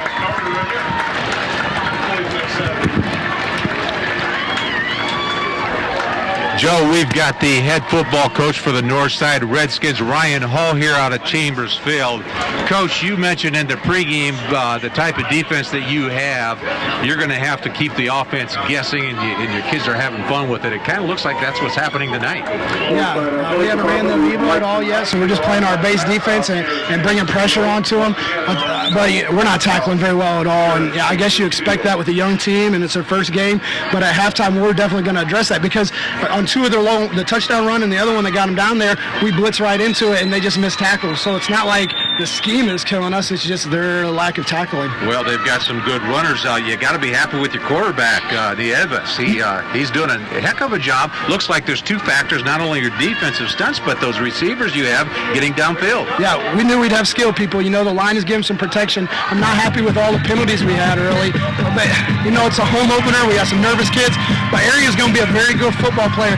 The best thing about him is he's a little upset because of that 2-minute drill. You know, he played a good first half of varsity ever, and now he's a little on himself because he knows that 2-minute drill didn't go very well. So he's a competitor, and we expect big things from him because that's a good kid. And then Keyshawn running the ball there, that's a true freshman. He got a big run there on that draw. Well, Coach, you know that Concordia's got some size on you here, and you know they can control the football. So what do you think you have to do here in the second half? The opening drive is going to be huge. If we can get up 21-7, then we can be even more aggressive on defense. You know, you hate playing with just a touchdown lead. You know, that's why it would have been nice to get that touchdown in a 2-minute drill. We'll just keep getting after them. I think hopefully we're in better shape than they are, and we'll just keep putting the pressure on. Coach Ryan Hall, the head football coach for the Redskins. Good luck in the second half. Thank you, guys. Tom Freistroffer with head coach Ryan Hall. Great job down there. 14-7 Northside in the lead here at halftime. We're coming back out of the break, and we'll have more, as we mentioned, with our More from Meyer halftime moment. And that'll lead us right into that interview with Parkview Hospital Randelia's Marlon Wardlaw. And some interesting changes coming up that you'll want to be paying some attention to. So we'll be back after this timeout. And this is IHSAA football on Fox Sports 1250, The Ticket. Seasons are changing, so it's the perfect time to finally put into action that fence upgrade in your yard. You know, the one you talked about doing all summer long. Well, Arrow Fence can help make that yard project get going in easy, efficient style. Arrow Fence is a family-oriented business. They've been a Fort Wayne fixture for over 50 years, so you know that they've got to be good to be around that long. Arrow will design and install your quality treated wood fence, and you can rest assured it won't rot, it won't warp. Or they can design one in elegant ornamental iron, or give you maintenance-free vinyl or chain link if that's your fence of choice. Residential or commercial, Arrow does it all. Give them a call, toll free at 1-800-879-1398. 800-879-1398. Don't take a chance. Make your fencing choice Arrow Fence. 318 Edgewood Avenue on Fort Wayne's near north side. Arrow Fence. Where do savvy sports fans in the Summit City go when they need to know more than just the score? It's an easy choice. No other media outlet covers the local sports scene like the Journal-Gazette. You get 7-day sideline coverage from the area's most experienced and knowledgeable sports staff. It's a commitment to Fort Wayne that the Journal-Gazette takes very seriously. When you need to know the story behind the story, nobody delivers the goods each morning like the Journal-Gazette. And even when you're on the go, you can still catch up on the latest sports news online at www.journalgazette.net or from your mobile device at www.jgmobile.net. Start your sports day right, every day, 7 days a week with the Journal-Gazette. Did you know the IRS tax code now consists of nearly 80,000 pages of rules and regulations? It's enough to make you cry. But now there's real affordable help right here in Fort Wayne. Walburn Financial Management, a firm that cuts right through the legalese, working hard for you, providing external solutions to bookkeeping and tax problems. Walburn Financial Management, taking flawless care of all your personal reporting, P&L, or even individual tax requirements. Give them a call, 260-459-2240. You'll sleep better at night being assured everything's taken care of. Walburn Financial Management. And now, back to the stadium with Joe Parson and more IHSAA football on Fox Sports 1250, The Ticket. We are back at halftime on our opening night of high school football here in Fort Wayne. Hope you are enjoying the game so far. I want to take a moment right now, and we've always enjoyed the chance to talk about Parkview Hospital Randalia campus. And joining us right now is Marlon Wardlow, who is the new VP of Operations at Parkview Randalia. First of all, Marlon, welcome to Fort Wayne, and I know you've only been here for a little while. What are your first impressions of the Summit City? I have really enjoyed myself thus far, and it really just reminds me a little bit of home. My home was a little bit bigger than this, but it's still a very much a Midwestern town, have a Midwestern feel and a lot of the same values. Marlon Wardlow transitioning in from Michigan, certainly no stranger to the hospital scene, but a new member of the Parkview Hospital family. We welcome him on board. And we've been talking over the last year or so about the over $3 million expansion and upgrade to Parkview Randalia campus here that has occurred. And of course, a lot of that has been cosmetic with a new entrance, a park, a courtyard, things like that. And also on the medical side, regarding the mission for Central Fort Wayne, specializations focusing on bridgeways, that concept that includes geriatric psychiatric unit, also continuing care center for seniors, to name just a few. And now there's a new project as we continue to talk about expansion of the key assets of this unique Parkview Randalia Central Fort Wayne campus. And now a new phase announced late last month that includes, among other things, the tearing down of a 450-space parking garage. And I think it's fair to talk about addition through subtraction, Marlon, because the plans are there's still going to be a surface lot of 150 spaces. And tell us a little bit about the thinking and some of the decision-making that had to go into that decision. No problem. I think that one of the things that we're trying to do is really get more in touch with our community and get more engaged with our community at that Randalia campus. As we all know, Randalia used to be the hub for Parkview Health. Well, 2.5 years ago, we built PRMC, and so that has now become more of the regional center. And so as we're looking back at this campus, which isn't quite as busy as it used to be, we want to make sure that we have the opportunity to stay in touch and engage with our community that we serve around the Randalia campus. And so one of the things that we're doing is relooking at the facility and seeing where we need to invest and how can we make it more inviting.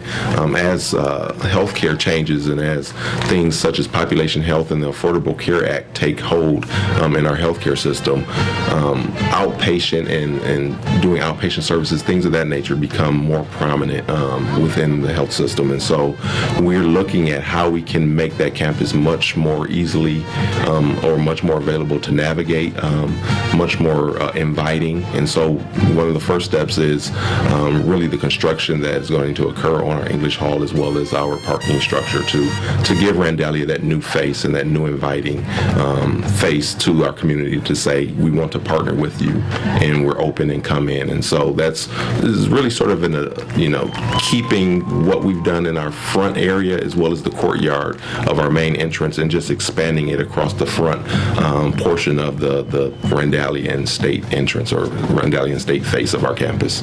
Let's talk about being good stewards of resources here. And one of the things that, people are concerned when they have a perception, right or wrong, that maybe we're losing something in terms of the parking garage. But still, we want to talk a little bit about there's valet service both on the Carew Street side, on the Randalia side. And not only is that free, but it's also 24/7, and that's pretty amazing. That is correct. We have valet services available in our entrance 1, our entrance 4, and as well as our entrance 2, which is the Randalia Street entrance, the Carew Street entrance, and as well as our emergency department entrance. So 24 hours a day, 7 days a week, valet is available to any of our patients or our visitors that want to come to our campus during this construction period. Also, as we're changing, as healthcare is changing on our campus, we've really noticed a shift from that side of our campus, so from the Randalia and State side to more of the Carew and State side. And so when you look at our campus going that way, there's plenty of parking. There's self-parking that way, as well as like I said before, our valet services.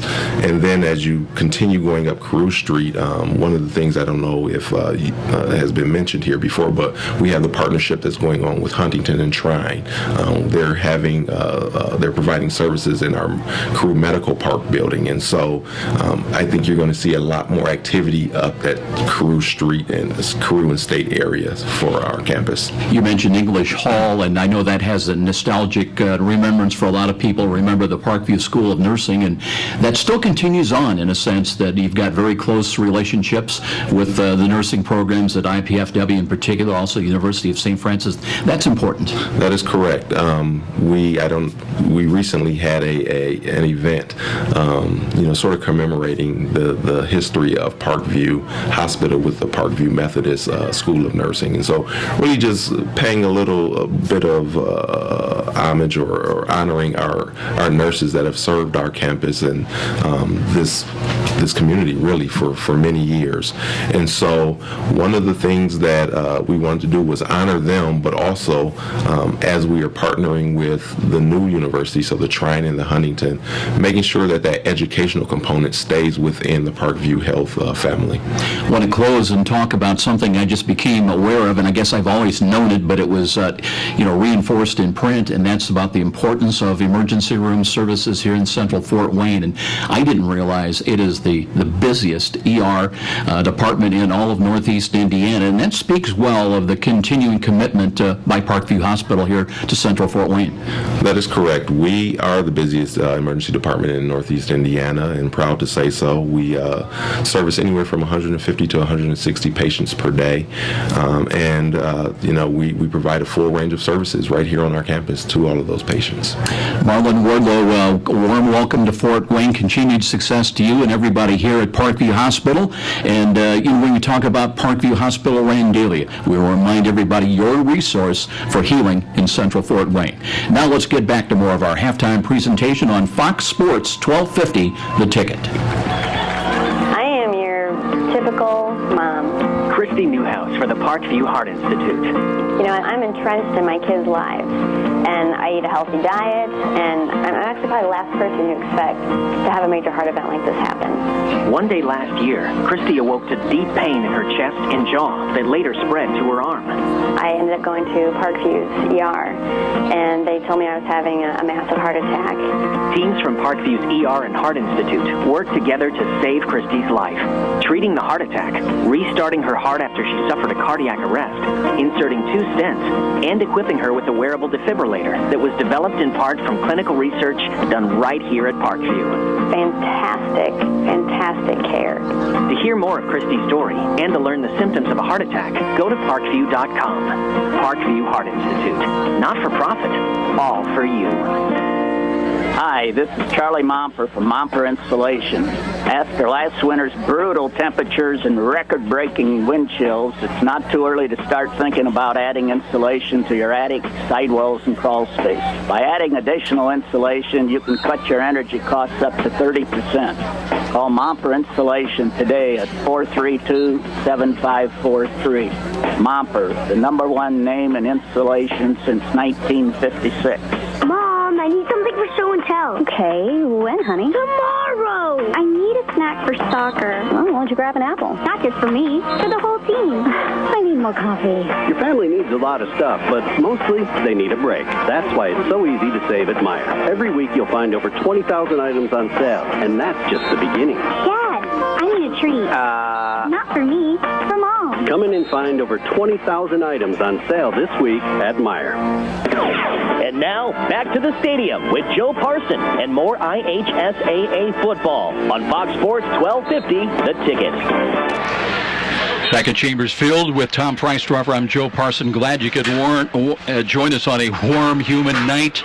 Want to remind everybody, friends and family can tune in each game and listen live. Just go to summitcitysports.com. Also, don't forget we have the video replay beginning tonight at 11. You can catch tonight's game all at summitcitysports.com, along with many other games, including, I believe, that the Lures-Snyder game. Let's check some scores. 14-10. Lures still in the lead. I believe that's a halftime score. Last report, Dwenger up big on Southside, 20-0. It was East Noble leading over Northrop at 35-7, and a 38-6 lead for Homestead. They're hosting Huntington North tonight. You've heard the saying, it's all about the Benjamins. Well, nothing could be more true at Tom Steele Tire, where it's all about saving you money. For over 35 years, this family-owned business has been saving Fort Wayne drivers lots of Benjamins, offering quality tires and ASE-certified mechanical service for your car. And that includes an oil change and tire rotation special, all for just $24.95. 2 convenient locations in Fort Wayne to serve you. Tom Steele Tire, not just a tire store, but a complete automotive center. Well, from humble roots some 30 years ago, the name Ruoff Home Mortgage has been built upon a legacy of making the dreams of home ownership a reality. Loan officers Doug and Julie Carroll are proud to help you establish your roots with a mortgage for a new home. They understand that every borrower is different, and they work hard to get you a mortgage that fits your needs, whether it's conventional, FHA, new construction, first-time home buyers, USDA, or even refinance. Call the Carroll team at 497-0800. That's 497-0800, and find out which program is exactly right for you. When you need a mortgage that is simple and straightforward from a hometown name you can trust, call Julie and Doug Carroll at Ruoff Home Mortgage. Let's take a look at the scoring that we've seen here tonight. It all began at the 10:23 mark of the second quarter, and after a Davis interception gave Northside the ball at their own 10-yard line, but they really couldn't do anything with that. Concordia got the ball back, and it didn't take them long, as on an option run that time by early in the ball game, it was Daniel Sparks pitched the ball to Peterson Kurlegard, and Kurlegrand, I should say, and he romps 51 yards, taking that pitch out 51 yards to pay dirt, and Concordia on the board early at the 10:23 mark. Peter Morrison added the extra point. It was 7-0. Then it was a 1-yard touchdown run by Whitner for Northside at the 7:35 mark. Caps with the extra point. The game was tied at 7-7.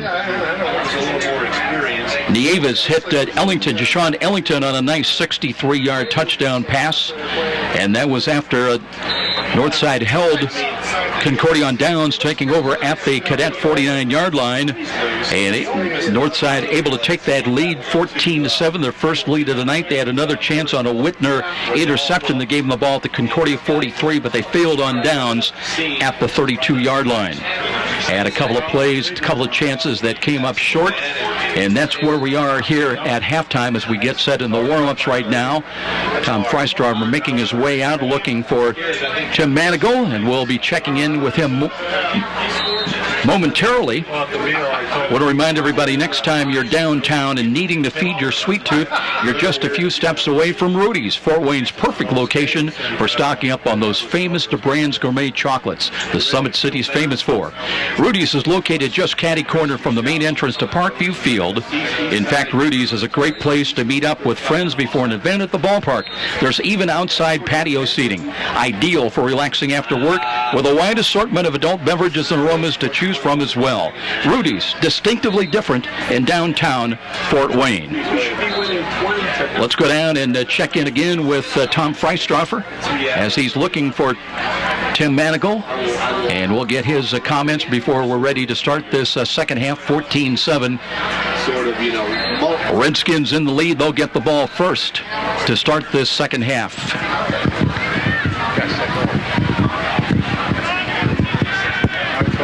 Joe, we've got head coach Tim Manigault, the head coach of the Concordia Cadets out here at Chamber Fields. Coach, looks like your team came out and completely controlled that first quarter.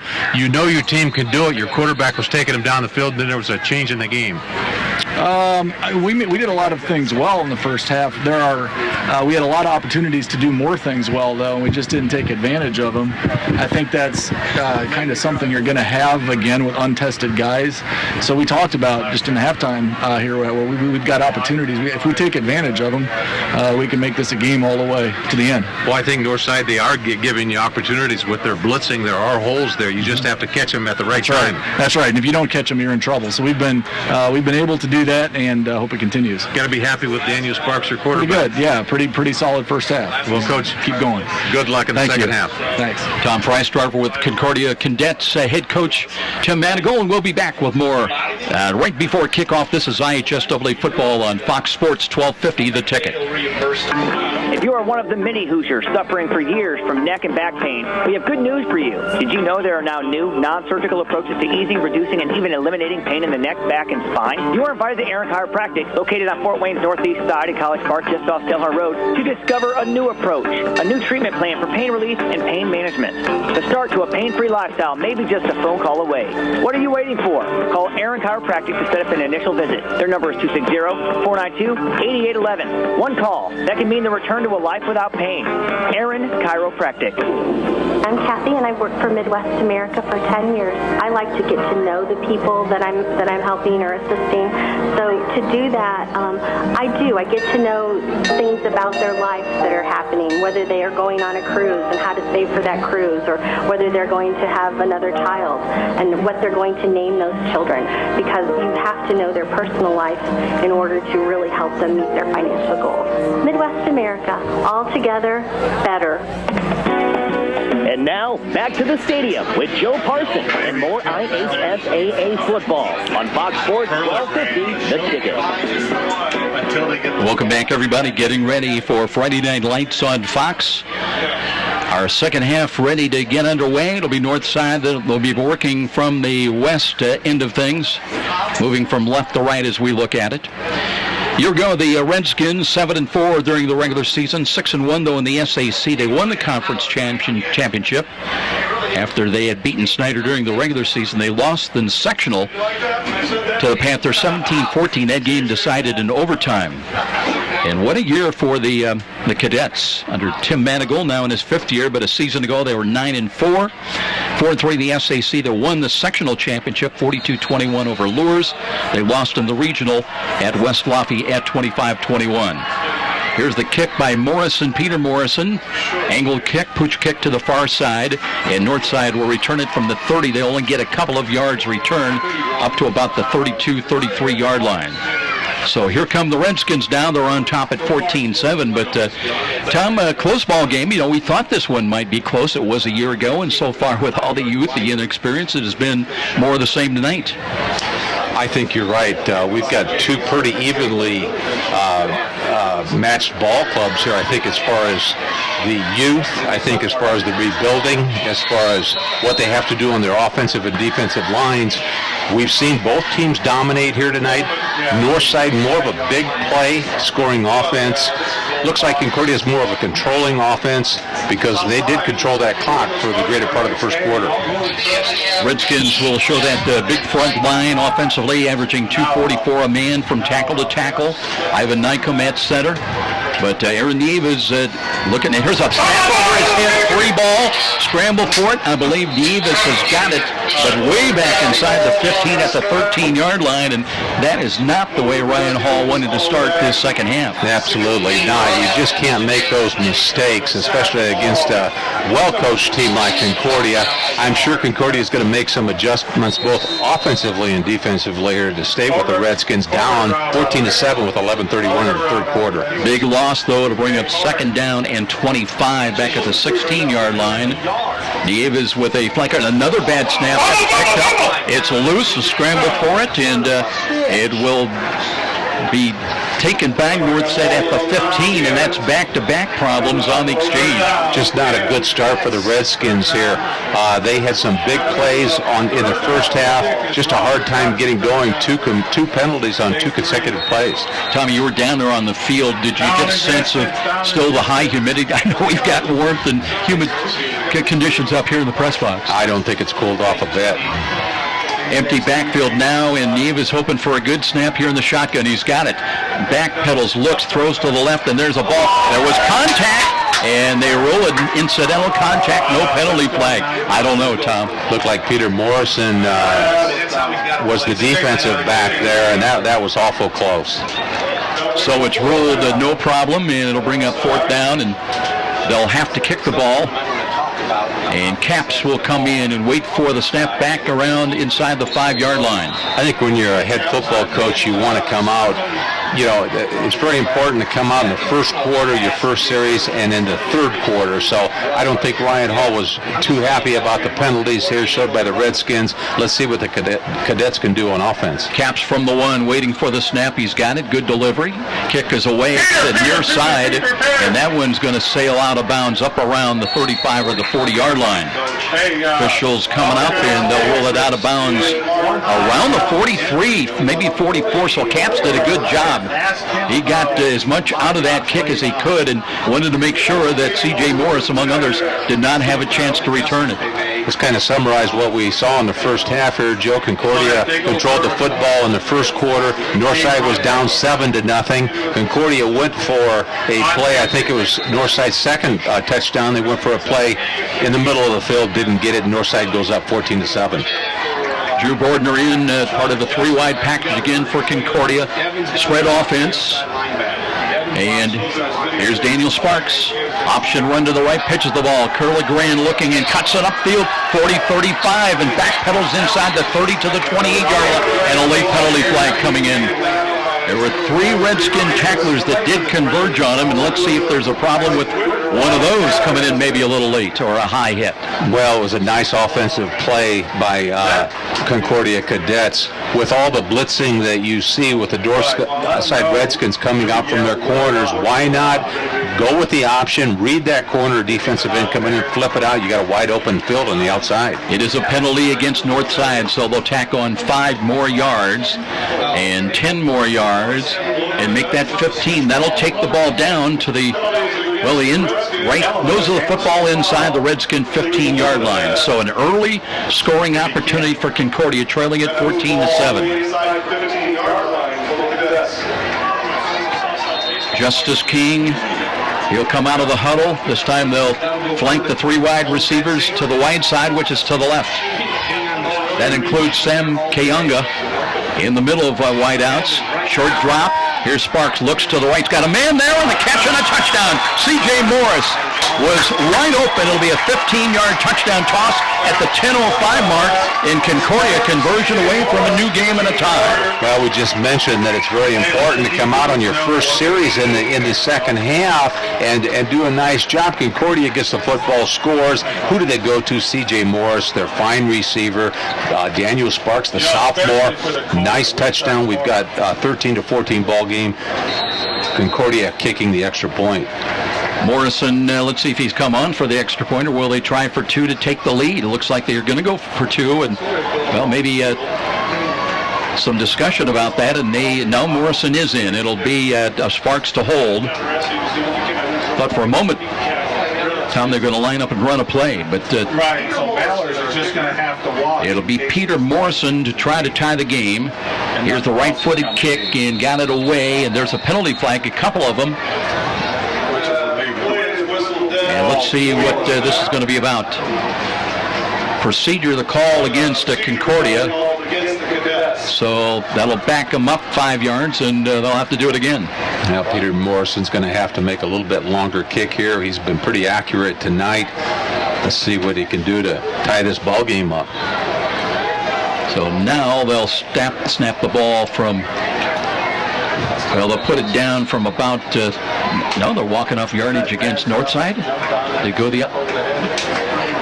No, they back him up. It'll be a kick from the 15-yard line. So a 25-yard extra point kick attempt by Peter Morrison, the young brother of David Morrison. Right-footed kick is on the way. Got elevation this time. On the way and good. So no problem for Concordia as they have got the tiebreaker, the equalizer, should say, at the 10:05 mark. 14-14 tie. And we'll step out. This is IHSAA football on Fox Sports 1250, The Ticket.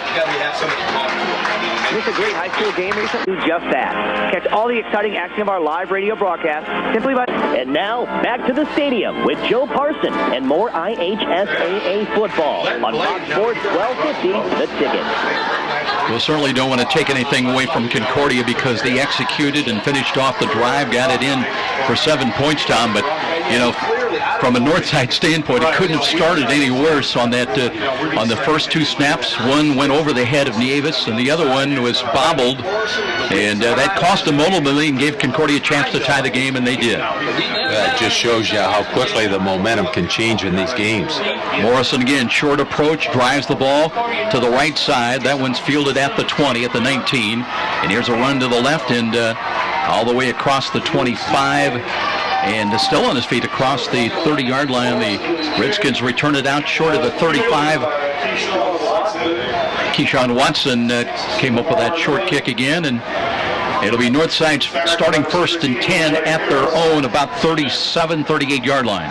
Concordia strikes first here tonight at Chambers Field. Went up 7-0 over Northside. Northside ties it up, and in the second quarter, Northside goes ahead 14-0, going in 14-0 at halftime. Concordia comes out on their first drive in the third quarter and ties it up at Chambers Field. 9:54 here in the third quarter. We've got a tie football game between the Concordia Cadets and the Northside Redskins. Don't forget, next Friday night, our Friday Night Lights feature on Fox will be at the home of the Archers, and it'll be Snyder on the road taking on the Archers with kickoff at 7 o'clock, our pregame at 6:45. And a penalty against Concordia, unsportsmanlike. That's the second one against the Cadets tonight. Don't know who got that one, but that'll cost some yardage and puts Northside all the way up just short of midfield. 1st and 10 Redskins. They've got it just right about their own 48-yard line. 9:54 remaining in this third quarter. 14-14 tie. And Arian Nieves out of Bishop Dwenger a season ago, the transfer to the Redskins, and hands the ball and weaving his way, looking for some running room, and it'll be no gain right back to the line of scrimmage. They've worked with Capps as a running back, and also Keyshawn Watson, who is really, well, he's been impressive. A young freshman running back. This time it'll be officially a gain of 1, 2nd down and 9. Man to man, he needs to play inside a little bit. Watson stays in as the running back, the lone back, one wide either side of the field, actually two wide to the right. And Nieves looking to take the snap out of the pistol again. Looking, wants to throw. Quick throw to the left, and that one is, well, it was right through the hands of the outstretched of the receiver out there.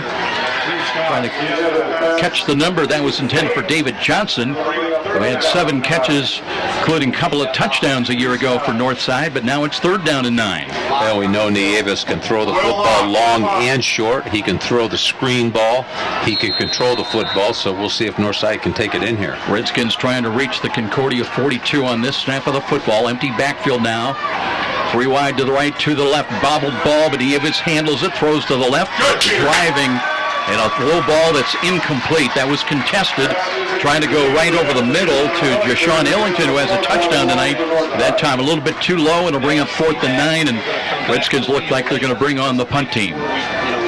Doesn't look like Ryan Hall's going to go for it. He's at midfield. Smart move. Kick the football and play field position. Mallers and Morris back deep in punt return. They wait inside their own 20-yard line. Capps does the kicking. And Logan Capps waiting for the snap at the north side 36-yard line. And here it comes. Kick is away.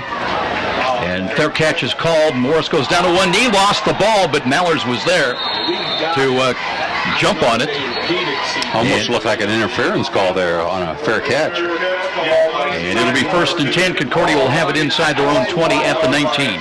Daniel Sparks, quarterback, young quarterback for the Cadets, has taken his team here tonight, has done a nice job at controlling it. We're very impressed with the running back, Curligran, who's also a sophomore, that's doing a nice job. You know, what's funny to me, Tom, if you looked at this game before as we did, and we thought if there's going to be a team that forces mistakes, takes advantage, it might be Northside, but it really has been Concordia, and especially so in the second half. And now they've got another chance. Daniel Sparks, as he'll spread the field once again with 3 wide receivers to the right side. This time Northside comes up on press coverage on the near side. Sparks steps up, wants to run, fights his way to the 20, trying to cut to the right, got nose down just across the 20 to the 21. Looks like he ran into big Demetrius Williams. He plays defensive end on a 3-man defensive line. Demetrius is junior, 6'1", and does a nice job in there. He is going to be a gain of, let's call it 2, so 2nd down and 8. Clock approaching 8.5 minutes, time remaining in the 3rd quarter. One person I don't think I'd want to be down there tonight was Montrell Moore, the defensive nose, going against big Tariq Jackson, who weighs 315 pounds, the center for the Concordia Cadets. Yeah, that's not an enviable job. 2nd down and long, Sparks. Option run to the right. This time he'll keep it himself and cuts it upfield and close to a 1st down. Run it across the 25 up to about the 28, maybe the 29. And they do roll it a 1st down conversion, so they'll move the chains. And Sparks, that time he really just used the trailing play by Curligran as a decoy on that play, Tom. Boy, Sparks just did a perfect job of running that option. He had to read the defensive end, had to look out at the corner, had to make sure he was in position with his running back, and picked up a 1st down. Nice job. Now they spotted at the 30-yard line, so the Cadets moving upfield, 1st and 10. Sparks checking that Redskins defense, has the snap again, 2-step drop, looks over the middle, fires, he's got C.J. Morris, and right through his hands, it hit him in the shoulder pads, right above the numbers, and he couldn't hold on. Well, that was a picture-perfect pass by Daniel Sparks, the quarterback for Cadets, hit C.J. Morris, and just bounced off of his shoulder pads. It just could have been a great play, a big play. Yeah, that would have him down around, at least around the north side 40-yard line. As it is 2nd down and 10. Cadets trying to shuttle in some new troops, and that's been a factor, and maybe more so because of the size, but also fewer numbers for the Cadets on a very warm, humid night here. 2nd down and long, they'll run the ball. Curley couldn't get out of the box that time.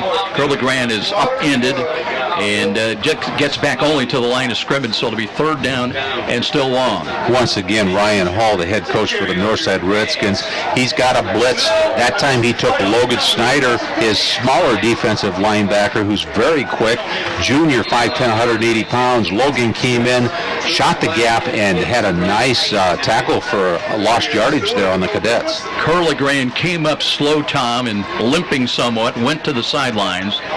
So we're going to have a new running back in there, and that might be Mallers. Let's check it. Mark Mallers, if he gets in, he's a 140-pound sophomore.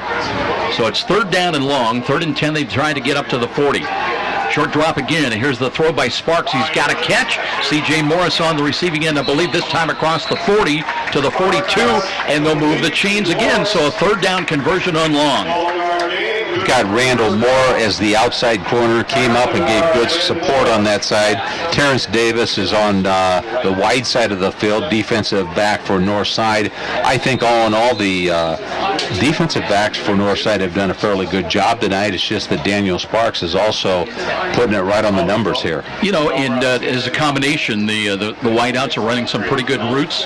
They're forcing the deep coverage deeper, and then they just square up, and Sparks has been on the money a couple of times. Blitz again shown defensive right side by North. There's that amoeba defense in and out. The rush is coming. They screen the ball over the middle. There's a catch, but it's going to be for a loss. just a middle screen. The inside linebacker, Tyson Whitner, came up, did a nice job there on the tackle. He didn't fall for it. Concordia had wide receivers to the open side of the field.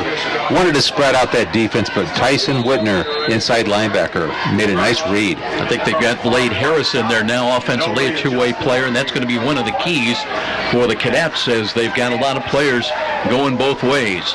Bordner in wide to the right, second down, and it's a loss of 1, second and 11, long 11, 3 wide to the left. Sparks directing traffic to the right. North side shifting lineup defensively. Here's a throw in the slot, and a ball tipped, and then the second receiver is there for Concordia. It's a catch, and I believe that was right, tipped into the hands of Justice King. Justice King, once again, you're correct, Joe. There was a deflection by another offensive receiver of Concordia, and he was at the right place at the right time. They're going to mark that ball up at midfield. Should be third down and about, let's call it 2. So Concordia getting a break. Used to draw that up, didn't you, Coach? Oh, yeah. We had a tip and we had a flea flicker. Here we go. Third down and short. Third down and long 2. Sparks now maybe changing the play call at the line of scrimmage. And looks, option run to the right side. Pitches the ball. That's taken by Harris. Harris has got the first down, trying to fight his way to the 45-yard line of north side. He might be just about a half a yard shy of that, but he will have a first down for the Concordia Cadets, and they're coming up with plays when they need to. What we saw in the first half is we saw a lot of blitzing by the defense of the Northside Redskins. Saw a lot of corner blitzing, which you don't see a lot in high school, bringing the far outside deep men in on the Concordia Cadets.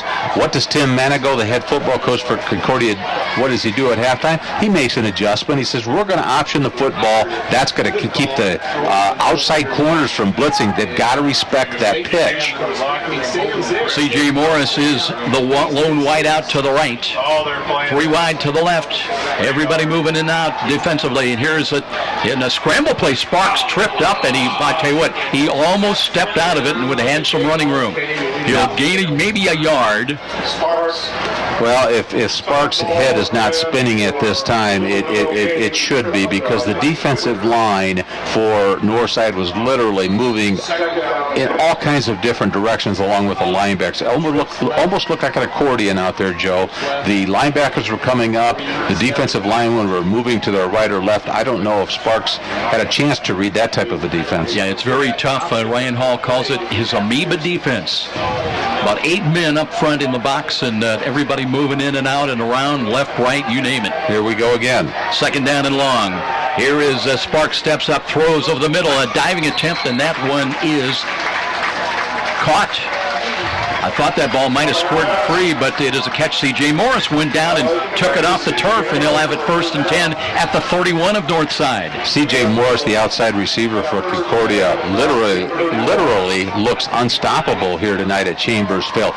Northside's going to have to make an adjustment, possibly double team him, give him a bump if they can to the outside, bring a corner up, because he is putting some damage to the defensive backs here and the whole defensive unit of the Redskins. Tom, C.J. Morris, one of those players, that special player, when he's on, he can carry a team. Option run to left, pitch comes. There's Mountain. No, it's a Blade Harris cuts back and gets it inside the 30 to about the 29. May give him another yard close to the 28.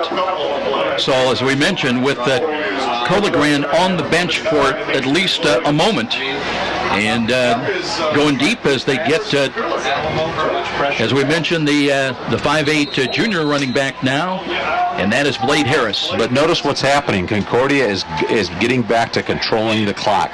They have had the football for the greater amount of minutes here in the third quarter. 2:35 left. They're controlling the football. Keep it away from the offense of the Redskins. And I'm sure Tim Manigault doesn't want a shootout. He'd love to have the ball last in the final seconds and try to steal a win on the road. Here's a roll to the right side. Sparks thrown back. back in the middle. He's got a catch inside the 15 and down to the 10 as he was on the money that time. Devin Sparks on the receiving end. It'll be first and goal. Boy, Devin Sparks, just a junior, not very big, 5'9", but he found the open gap, and once again, Sparks is just picking apart the secondary, throwing it over the shoulders of the linebackers, inside the corners, moving the football down the field. Northside has been successful with the long passes, but Jordan Sparks, kind of medium-range passes, 15 to 20 yards, and he's hurting the Redskins. That rollout by him bought some time for Daniel Sparks, and he was able to have good vision downfield. And let's see, I think we're either going to have a timeout called, or this may be a humidity break. Our referee, Max Doctor, will have a stoppage down on the field. We'll step out in a 14-14 tie. 2:14 on the clock here in the third quarter. And this is IHSAA football on Fox Sports, 1250, The Ticket. It's time for the 2014 Battle Team. Columbia Street West will pay $3,000 in cash prizes. $1 cover to get into the bar. Do you think your band is the best in town? Then prove it. Be in the 2014 Battle of the Bands at Columbia Street West. Did you know the IRS tax code now consists of nearly 80,000 pages of rules and regulations? It's enough to make you cry. But now there's real affordable help right here in Fort Wayne. Walbert Financial Management, a firm that cuts right through the legalese, working hard for you, providing external solutions to bookkeeping and tax problems. Walbert Financial Management, taking flawless care of all your personal reporting, P&L, or even individual tax requirements. Give them a call, 260-459-2240. You'll sleep better at night being assured everything's taken care of. Walbert Financial Management. And now, back to the stadium with Joe Parsons and more IHSAA football on Sports 1250, The Ticket. Cadets with a great opportunity, first and goal from the 9-yard line. They'll keep the ball on the ground and trying to find some positive yardage, but they don't get any time. It'll be no gain and maybe a little bit of a loss. Let's call it second and goal, now back closer to the 10. What we saw was Concordia and Sparks, the quarterback, Daniel Sparks, just control that football, making a lot of short passes. Now they're forced to run the ball. Let's see if they can pass it down here inside the 15. Looks like Josh Bickle has come in as the running back. He's the third running back used by the Cadets here tonight. Sparks, two-step rock, looking, throws to the left in the end zone, got a catch and a touchdown. That was Justin King.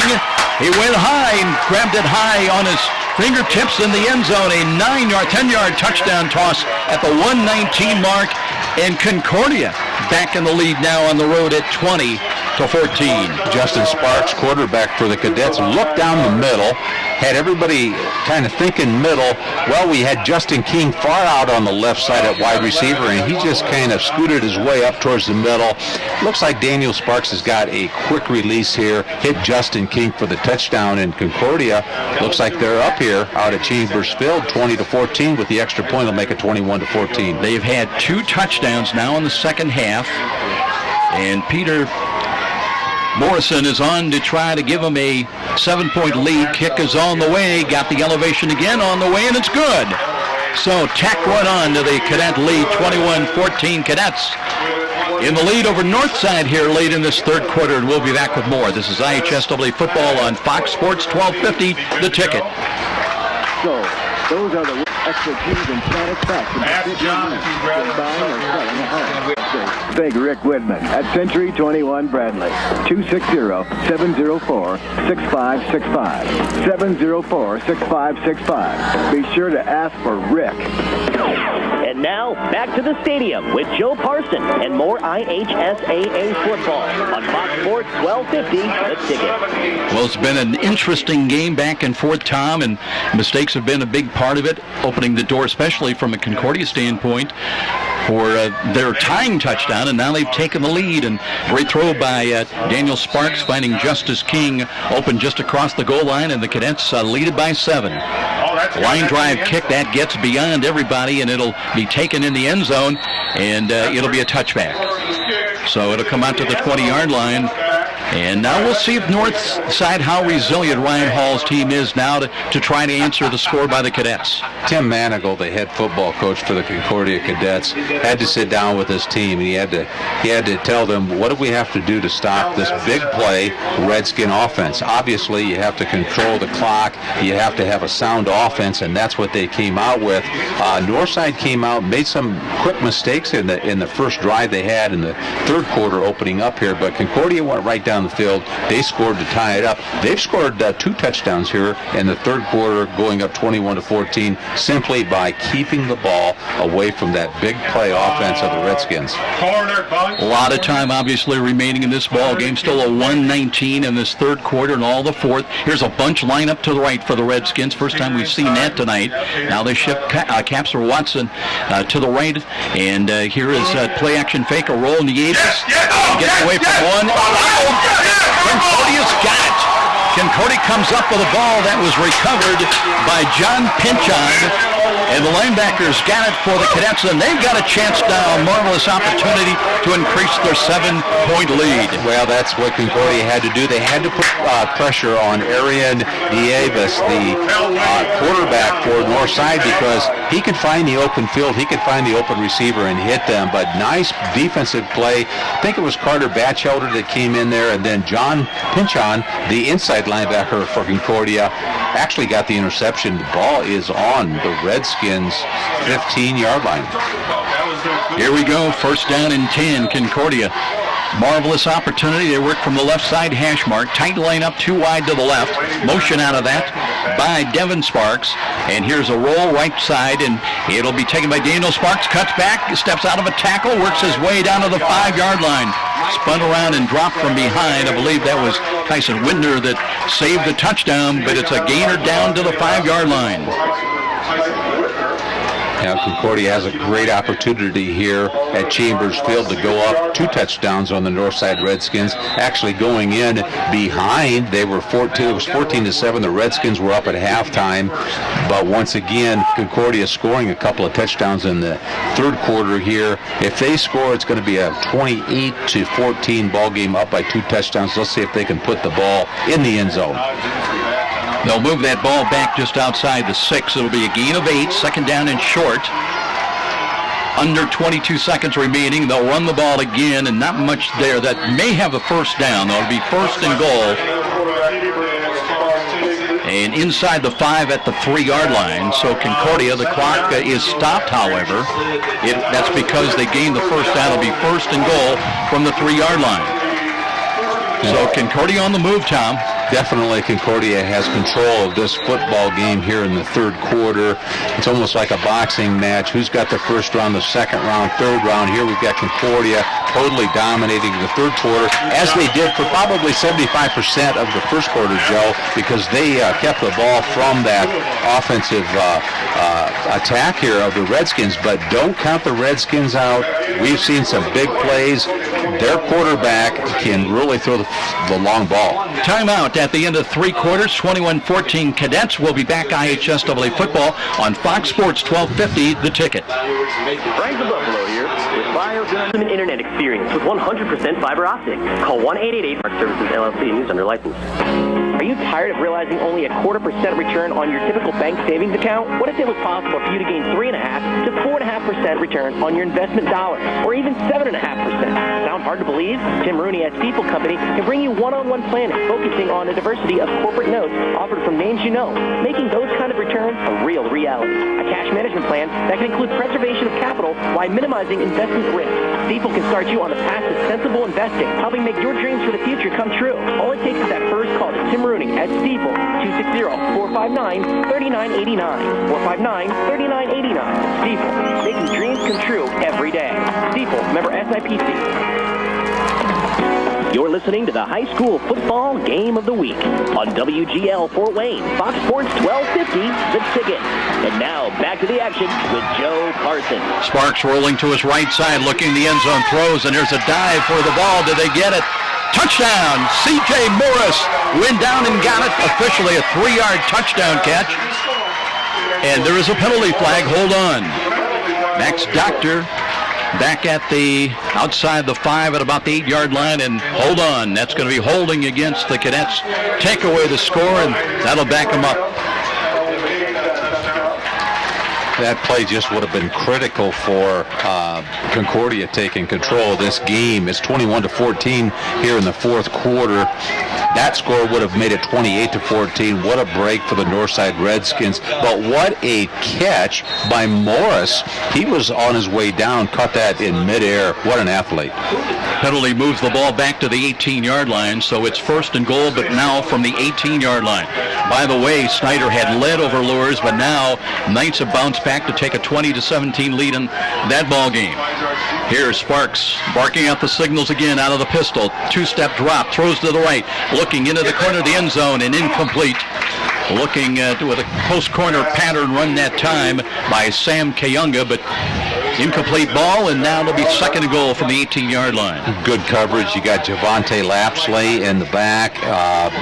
The defensive secondary for Northside, along with Tariq Davis, made a nice play on there, while covering the offensive receiver for the Cadets. And I thought, nice job, though, by Sparks. He threw that ball to the right, to the outside, where only Kayunga was going to have a chance to run underneath it. Incomplete ball, though. Justice King, he's caught a touchdown tonight, wide to the left. Lone wide out to the short side of the field. Actually, 3 wide to the right. And here comes Sparks. Rush is coming. Screens the ball. Morris cuts to the 10, to the 10, to the 5. Diving down inside the 10, to the 2, close to the 1-yard line. C.J. Morris almost scored again.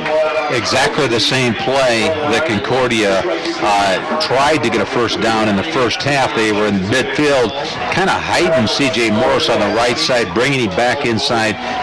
What a nice play by both the quarterback and the receiver, C.J. Morris and Daniel Sparks. Morris, what's Morris do? Oh, you lost some equipment, I guess. I was wondering who's going on the north side line, side of the of scrimmage. By the way, they moved that ball to the 2, saying that's where the knee hit when he skipped down close to the 1. Rick Jackson getting ready to snap the ball again. Third down and goal from the 2. Concordia trying to take a 2-score lead. And Sparks option run, cuts back, fights, wrapped up, well short of the goal line. Now it will be fourth and goal from about the 2. And do you try to bring Morrison on to make it a 2-score lead? Let's see if they're going to talk things over as Daniel Sparks heads over to the Concordia sideline, and I believe they're going to try a field goal. Daniel Sparks tried to sneak inside there.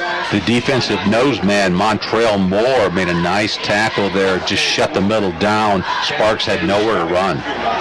So Morrison tonight has done a great job. He is 3 for 3 on extra points. He will try a 20-yard field goal to give them the 10-point lead. And here it comes. Here's the attempt, and it's long enough on the way, and it is good. It'll be a 20-yard field goal at the 10:05 mark. So tack on 3, and Concordia on the road up 10 on north side at 24-14 with a timeout down below. This is IHSAA football on Fox Sports 1250 The Ticket. Where does the outlet cover the local sports team like the Journal Gazette? You get 7 days, 5 days each morning like the Journal Gazette. And even when you're on the go, you can still catch up on our latest sports news online at www.journalgazette.net or from your mobile device at www.jgmobile.net. Start your sports day right, every day, 7 days a week with the Journal Gazette. And now, back to the stadium with Joe Parson and more IHSAA football on Fox Sports 1250, The Ticket. Well, we made the comment at the start of the broadcast with Tom Freistroffer. I'm Joe Parson, and Concordia comes to play. And, Tom, they've certainly done that here tonight. They have scrapped and clawed their way to a 10-point lead, but Northside with 10:05 on the clock remaining, and we'll see how resilient the Redskins are now. Considering Concordia was down 14-7 at halftime and scored a couple of touchdowns there in the third quarter along with that field goal, did a nice job. Ball is bobbled. 2 Redskins were there, but they pop on it back around the 20-yard line. And again, Northside, a lot of kinks to work out before next week, and Delta coming into Chambers Field. And more importantly, the case in hand right now here at home is they've got to try to come back with 10 minutes on the clock, down 10 against Concordia. Talk a lot about momentum in these football games. Concordia has just grabbed the momentum in the third quarter. They've got Northside on their toes. Northside's a little more tentative. Northside needs a score here to come back, make it 24-21. Let's see what that quarterback can do for Northside. And your point is well taken. As we've seen, Northside's got some speed to the outside, and they can come up with those big hitting plays. Arian Nieves sets up in the pistol once again. Running back lined up behind him. That's Caps back in there. And Nieves drops to throw, rolls to the right, steps up, scrambling, and throws on the run, and he's got a catch for a first down. Good job by Northside. They've got it out across the 30 to about the 31, maybe the 32-yard line. Got to give Nieves credit there. There were 2 or 3 Concordia cadets on his back. He just scrambled, made a quick pass. He's got a quick release at the last minute and picks up a first down for the Redskins. Nice job of buying time and finding the open receiver in the middle of the field. 1st and 10. Here we go again. This time empty backfield. Nieves out of the shotgun. Little motion by Caps. Play action fake. They look with a quick slant. They've got another catch. And that might be Jordan Kindig, Jordan Kindig, who's got 8, maybe 9 yards, and maybe a first down. All the way across the 40, up close to the 43-yard line. It is enough for a first down. They move the chains, back-to-back first downs for Northside on this drive. They'll move it up to the 43. Hurry-up offense now for the Redskins. They revert back to that one-back look. 2 wide to the right. Nieves again, short drop, hands the ball in the draw. This time, nothing doing for Caps. Spun around and dropped for a loss back inside the 40. Just tried to sneak Caps on a little draw there, but the Concordia defense, just like the offense, they've got high spirits right now. They're playing accelerated football. Just made a nice defensive move on the inside. Didn't see who got there. Made the play for Concordia, but a loss of about 4. 2nd down and 14 now. Nieves waits for the snaps, got it. Drops 2 steps, looks, rolls to his left. Flank running now. Wants to throw on the run, puts it up in the corner. He's got a man and a catch. It'll be a touchdown as David Johnson will leg it in the final 20 yards into the end zone. And it will be a 61-yard touchdown pass play for the Redskins. And just like that, with 8:43 remaining in the ball game, they bounce back to cut it to a 4-point difference. Let's kind of go back and see what happened there. Andy Wade, who's a sophomore defensive end, lost contain. He let Nieves, who can scramble for Northside, get to the outside. Then Peter Morrison I think he just tripped back there. The receiver made a nice move. Morrison went down to the ground. Receiver for Northside catches the football, and Northside, just like that, is back in the ballgame. And that's what they can do. They're a quick strike offense. Caps trying to bring the Redskins back within 3. Low snap. Got the kick away. It's on target, and it is good. So Northside answering the Concordia score. And just like that, we've got a 3-point ball game, 24-21. Cadets will have the ball at 8:43 remaining when we return to Chambers Field. IHSAA football on Fox Sports 1250, The Ticket. Mom, I need something for show and tell. Not just for me, for the whole team. I need more. Every week you'll find over 20,000 items on sale, and that's just the beginning. Dad, I need a treat. Not for me, for Mom. Come in and find over 20,000 items on sale this week at Meijer. And now, back to the stadium with Joe Parson and more IHSAA football on Fox Sports 1250, The Ticket. Well, a shootout brewing here at Chambers Field. From humble roots some 30 years ago, the name Ruoff Home Mortgage has been built upon a legacy of making the dreams of home ownership a reality. Loan officers Doug and Julie Carroll are proud to help you establish your roots with a mortgage for your new home. They understand that every borrower is different, and they work hard to get you a mortgage that fits your needs. Whether it's for first-time home buyers, VA, rural properties, new construction, or refinance. Call the Carroll team at 602-9768 to find out which program is exactly right for you. When you need a mortgage that is simple and straightforward from a hometown name you can trust, call Doug and Julie Carroll at Ruoff Home Mortgage, 602-9768. Redskins ready to kick it away from right to left. Concordia, they've dominated time of possession. And here's a kick going down the middle. C.J. Morris backpedals. He's got it inside the 10. Comes across the 15, 20, 25, 30. He's got some running room. Cuts to the 40, 45. Still on his feet. Spun around and held up and dropped at about just short of midfield. And it'll be great field position for the Concordia Cadets. C.J. Morris doing his thing, returning the kickoff. Well, if there's a player of the game tonight, my vote goes to C.J. Morris. He seems like he's all over the football field, receiving. He can run back. The kickoff returns. What a great athlete, great moves. There we saw his open field quickness and speed as he almost scored a touchdown. They'll mark it at the 49 of Concordia. So excellent field position for the Cadets. 8:31 on the clock. Cadets with the ball, leading it by 3. Daniel Sparks in all the way tonight at quarterback. And looking to throw again. Rush is coming. Throws to the left, and this one too high. Right over the head of the 5'9 junior Devin Sparks on the receiving attempted end. So it'll be 2nd and 10 with 8:28 remaining.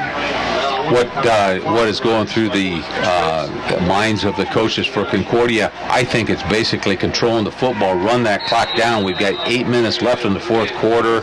Control the football like Concordia did in the 3rd quarter. See if they can keep this lead. If they can go down, eat 3 or 4 minutes off the clock here and score. 3 wide to the right for the Cadets. Sparks, option run to the right, pitches the ball off. Here's a cut to the 50, 45, and that is Peterson. Curligran back in the ball game. He's got a first down. Did the ball pop free? Northside's got it. Let's see. They're going to rule it down on contact. It was ruled down. It'll be Concordia's ball. Well, Northside thought they had the ball, Tom. They did think they had the ball, and what a run by Curligran. He just broke through. Very impressed with this Curligran, who's a sophomore for the Concordia Cadets. Coaches liked him pre-fall. He's just done a great job tonight finding those holes in the Redskins' defensive line. You know, both coaches were concerned about the warm conditions, not only today, but the last couple of days. They really haven't faced that. It's been a relatively, mild summer, if you will, but not tonight and not the last couple of days. And we'll see who is able to persevere best here. 24-21 Concordia. And here is a run to the right side. Curligran stumbles. Knee hit back around the 32. Or did it? Looks like they're going to give him a spot down around the 30-yard line, saying the knee did not hit. And they'll mark that ball, nose of the football, just inside the north 30-yard line. Curligran, the tailback for the Cadets, went out with an injury here earlier in the 3rd quarter, but he's certainly not injured now the way he's running with abandon out there. He really is a hard runner. He's got moves. Very impressed with Curligran. That'll leave him about 1.5 yards short of the first down. So it'll be 2nd down and short. And here come the Cadets up the line of scrimmage once again. Clock is down to 7:18, time remaining. They want to run the ball, and a nice job in slipping tackle. Still in the streets, Curligran inside the 25, down to the 20, and another yard to the 19-yard line. And North had a couple of shots at him, could not bring down the 5'7 sophomore. Ryan Hall, the head football coach for the Northside Redskins, made a comment at halftime. He didn't like the arm tackling. It's still happening. The Redskins have too many arm tackles. They should have had Curligran in the backfield for a loss. As a result, he picks up a first down, and looks like if Concordia scores here, this is going to be pretty devastating for Northside with 24-21 ball game here, Joe. And now less than 7 minutes remaining. Justice King in wide to the left. Devin Sparks in the middle of trips wide to the left side for Concordia. And wide to the right, they've got Drew Bordner. And here is Sparks, and he is wrapped up and dropped for a sack outside the 25 to the 27-yard line. They were coming that time, and they got him. Looked like the defensive end, A.D. Baker, for the Redskins. Senior defensive end, 6'1", 200 pounds, made a nice play there. Bakar coming in there, making that play, so a big loss. And that'll move them back, as we mentioned, out to just outside the 26-yard line. So it's 2nd down and 16. Just if we were a little bit better, that bullshit wouldn't work at all, Morrison, who has done a lot of the kicking duties as part of the 3-wide set of receivers to the left. Option run again. Sparks steps out of a tackle and drags tacklers down inside the 20 to the 19-yard line. So they got a lot of that lost sack yardage back, but it'll bring up third down, and obviously they're thinking 4-down yardage area or perhaps another field goal coming up, but it's 3rd down and 11 on this next snap. Morrison can kick the field goal as well as the extra point. He's been very accurate tonight. The kicker, extra point kicker, and field goal kicker for Concordia. So we may see that with 3rd and 11. If Concordia can get this first down, it's going to be a big, big down. Redskins trying to put all the pressure they can on the Cadets. And immediately on Daniel Sparks to make him uncomfortable. Low snap, Sparks has got it. Rush is coming, throws to the corner. He's got a man out there, and he's got a catch and a touchdown. That was Devin Sparks, delivered on target by Daniel Sparks. That is good for some 21 yards and a touchdown at the 5:14 mark. Well, Sparks just snuck behind the defensive back. I believe Terrence Davis on the right side. He was wide open. I think he had the receiver beat by 5 or 6 yards. Just a nice, controlled, confident pass by Daniel Sparks, the quarterback for the Cadets, putting the Cadets up 30-21 with 5 minutes left here at Chambers Field. Sparks to Sparks on that touchdown, and it's 30-21, a lead of 9. Morrison trying to equal their biggest lead of the night at 10 if he can convert here. Low line drive, end over end. Attempt is on the way and good. So 31-21. Now Northside down 10 again, trying to answer when we return. This is IHSAA football on Fox Sports 1250, The Ticket. Hi, this is Charlie Momper, folks. It's not too early to start thinking about adding insulation to your name and installation since 1956. And now, back to the stadium with Joe Parson and more IHSAA football on Fox Sports 1250, The Ticket.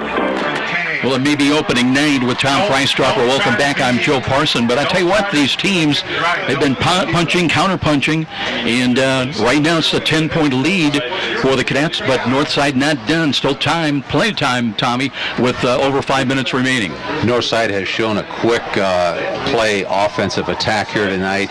Just the opposite for the Cadets. They're a little bit bigger. They've got bigger offensive linemen. They've controlled the football. But let's look at the points that are put on the board here tonight. We've got 52 points on the board, 31-21, with the Cadets leading the Redskins here. 5 minutes left in the fourth quarter. Northside coming up short again. They're next expecting a deep kick by Peter Morrison.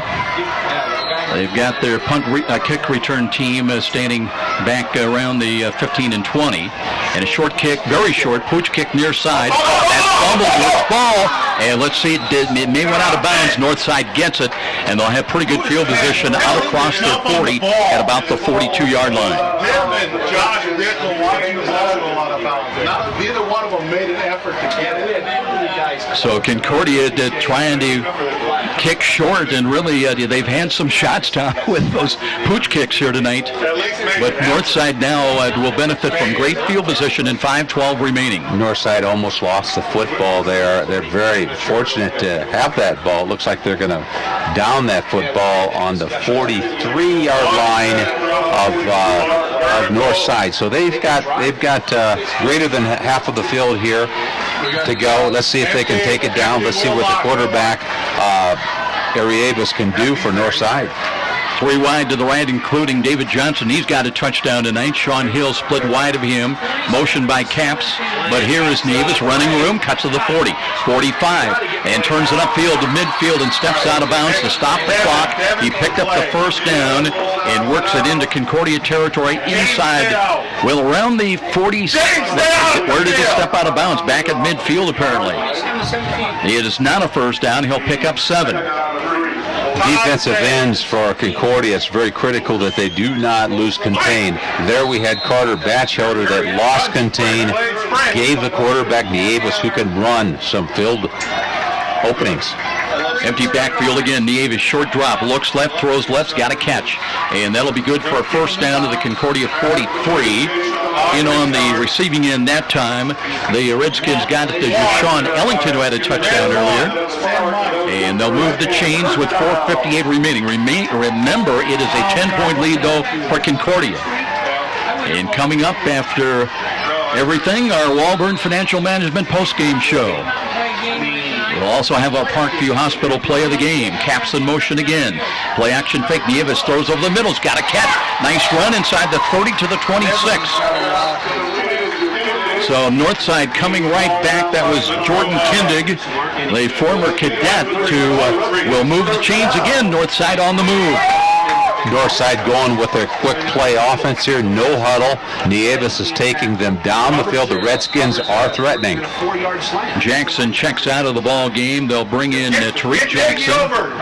And here comes Nieves wanting to throw, being pressured. Throws on the run, and that's incomplete.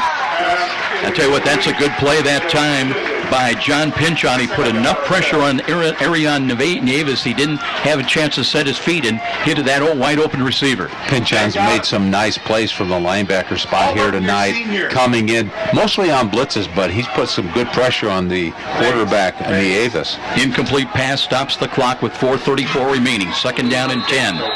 Skins working from the 26-yard line. Empty backfield again, 3 wide to the right. Nieves looking in, out of the gun. He's got the snap. 2-step drop, looks, throws to the left corner. He's got a man out there. Ball is fought for, and it was nearly intercepted, as it was Devin Sparks who had inside position but couldn't handle it, and it falls incomplete. Peter Morrison, the outside corner for Concordia, made a nice move there to stop that from being a touchdown. Northside once again going for the big play. They've got to score. 4:27 left in the 4th quarter. And Tommy, now they've got 3rd down and 10. And obviously down 10 points with 4:27 remaining. They've got to go for it on 4th down, even if they come up short here. Caps is back in as the running back. They'll know it's going to be Nieves, and he runs, and that might have been a broken play. It looked like he wanted to hand the ball off and then changed his mind and paid the price as the sack drops him back outside the 30 to about the 31. So now it's 4th down, Tom, and even longer. Look like Darius Rogers, who's limping now, going off the field. Darius is a defensive tackle for Concordia, made a nice play there. He's a junior, 255. Real nice play by Darius Rogers. 4th down and 15 with the ball back to the 31. Ball game on the line right now for Northside. They've got to get down to around the 16-yard line on this snap of the football. Here's Nieves looking, rolls to the left side, will run, and is going to run out of bounds. Did not get there on 4th down. So got to the 21, but about 5 or 6 yards short. And Concordia will take over the football with 3:41 remaining. Who got the tackle? John Pinchon, the defensive linebacker for Concordia. He's been making some big plays all night. He just came out and wasn't going to allow the Northside running back to make that 1st down. Nice play by John Pinchon, senior, 6 foot 195 for the Concordia Cadets. So Concordia now taking over possession of the football, 3:41 remaining. And from a Tim Manigal standpoint, they're looking to get maybe a couple, 2, 3 first downs. By the way, both teams with their full complement of 3 timeouts remaining, so we might be here a while yet. And let's see how conservative or aggressive Concordia might be willing to be. They're going to run the ball, and nothing doing there for Curlegrand as he's dumped right at the 20-yard line, gets back to the line of scrimmage. And they did not get back to the line of scrimmage. Concordia was trying to run Curlegrand behind big Todd Jackson. Todd Jackson's a right offensive tackle. He's a junior, 6'4", 305 pounds. You put that along with Tariq Jackson, the center, at 315, guards that are going around 220, 200 pounds. There's a lot of weight on the offensive line, and that's why Concordia has been able to control this football here tonight. Tell you what, Tom, he's going to lose some pounds tonight in all this heat and humidity. So are we, by the way. Here we go. 2nd down, a loss of 2. Option run to the left. They'll give it to Curlegrand, and he'll be wrapped up at the 20-yard line again. They'll all pop free. We'll wait for the official to come in. Northside thinks they've got it, and the officials agree. So the Cadets cough it up, and still life for the Redskins. They'll have it 1st and 10 at the Concordia 20. I was just going to say, what's Ryan Hall and the coaches for Northside? What are they yelling? They're yelling, cough up that football. Get that football. The defensive linemen and linebackers have to come in and punch that football out of the Concordia Cadets, and that's exactly what they did. Northside's got the football now. threatening to score on the 20-yard line. Just that quickly, it changes hands. 1st and 10. Evan Clark still in there as the freshman, the big freshman right tackle, 6'3", 270. 3 wide to the left for the Redskins. They're still down 10 with 2:52 remaining. But 1st and 10 actually at the 19-yard line. Now Caps moves up, flanking to the left of Nieves. Play action fake. Nieves under pressure, wrapped up and sacked again. Back outside the 25-yard line. Nice play there by, it looked like Andy Wade that came in. He's a sophomore, just came right through the line. And Andy, he's a big boy. He's 6'3", 180, but only a sophomore. Just made a nice play. Big loss. And that'll bring up 2nd down and 19, so a loss of 9 back to the 28-yard line. Empty backfield again. Nieves, 2-step drop, looks for the quick bubble screen drop.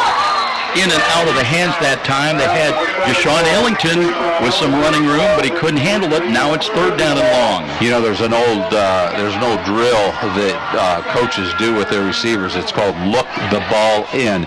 Ellington did not look the ball in. He had his head up. He was looking at the defensive linebackers and corners for Concordia, and that's why he didn't catch that football. Ellington stays in wide to the left. They've got a bunch lined up of trips to the right.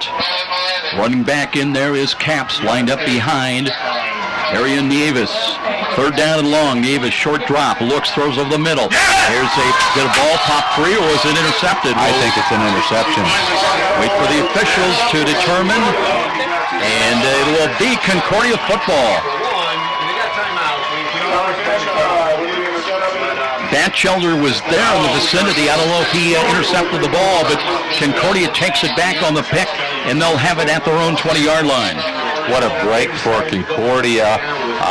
Nieves has been quick striking with the football all night here, taking that Northside offense. And Northside's been playing catch-up here in the second half, but what a break with 2:10 left. Concordia gets the football. Now you're going to see some controlled offense by that big offensive line of Concordia.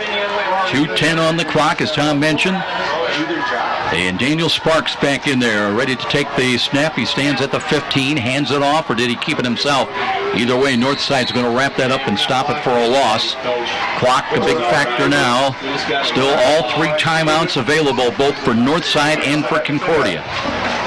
Concordia comes out in the ball game second half down 14-7. At this point, you've got less than 2 minutes left on the clock. Concordia has controlled both the 3rd and 4th quarter, now leading the Redskins at Chambers Field. Concordia 31, Northside 21. Cadets trying to milk every second they can off the game clock. And the play clock is down to 9. Cadets coming up to the line of scrimmage. Bordner in wide to the right side, part of a 3-wide set. Northside trying to bunch it up the middle. It'll be a positive gain up to the 25 for Concordia. But now with 1:20 left, let's see if Ryan Hall is going to start using those timeouts. I believe we've got one called right now. It'll be a stoppage on the field down below. 31-21 is our score. Concordia on top with the ball when we return. This is IHSAA football on Fox Sports 1250, The Ticket. If you are one of the many easing, reducing, and even eliminating pain in the neck, back, and spine, just a phone call away. What are you waiting for? Call Aaron Chiropractic to set up an initial visit. Their number is 260-492-8811. One call. That can mean the return to a life without pain. Aaron Chiropractic. And now, back to the stadium with Joe Parsons and more IHSAA football. Fox Sports 1250, The Ticket. Well, it's been a tight one between Bishop Luers and Snyder, and right now 27-24 Knights in the lead. Here we've got 3rd down and 5 for Concordia. They've got 1:20 on the clock, and that's what separates them from a road win over the Northside Redskins. Concordia up 31-21. See if Concordia Cadets can control the football here. 1:20, 3rd and 5. Let's see if they're going to go for a pass or a run. Northside now with 2 timeouts remaining. Ball's at the 25-yard line. Motion left to right behind the line of scrimmage by Devin Sparks. They'll pitch the ball. Curl LeGrand looks, angles to the right to the 30, 35, 40. Foot race midfield and brought down into Northside territory inside the 35-yard line. And then maybe all she wrote for Northside. Nope.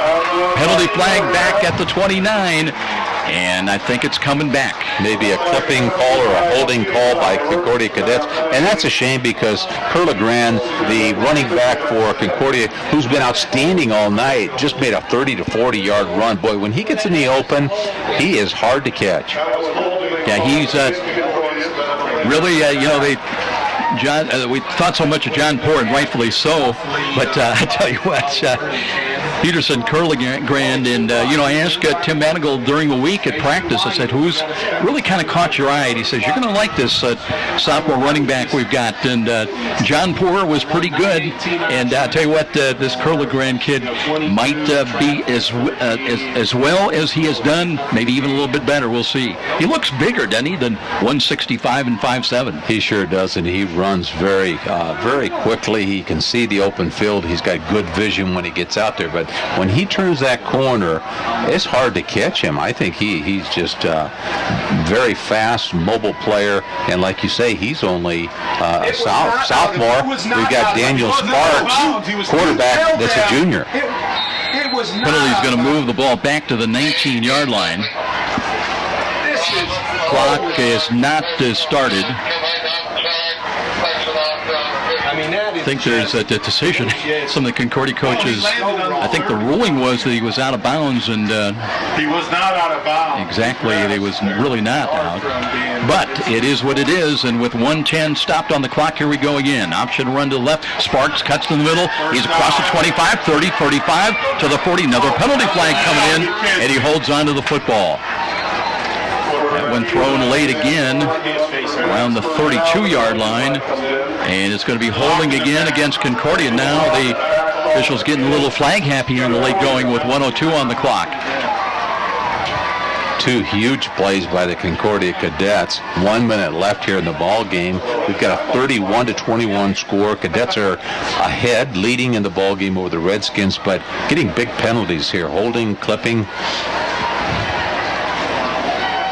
See that walk off from the point of the flag. Now they're going to walk it off back to the 22-yard line.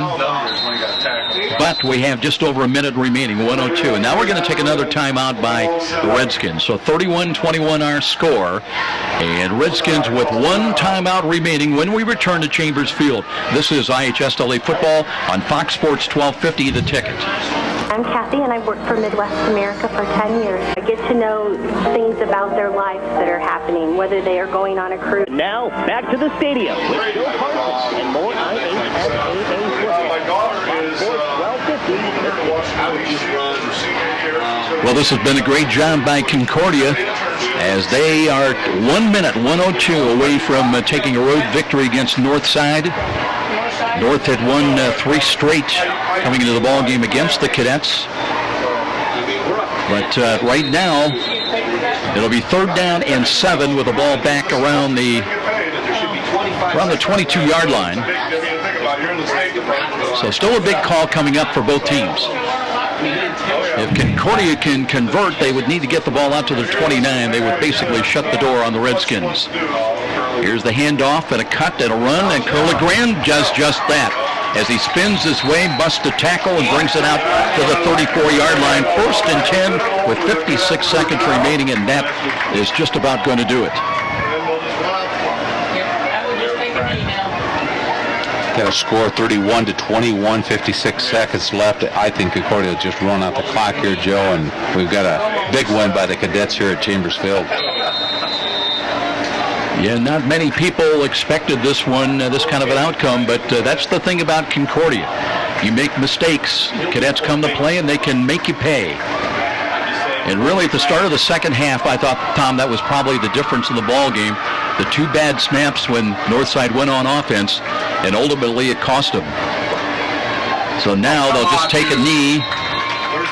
Where's the flag? And Sparks takes a knee and a little contact, but that is going to do it, I believe. We will not need to have another snap here tonight.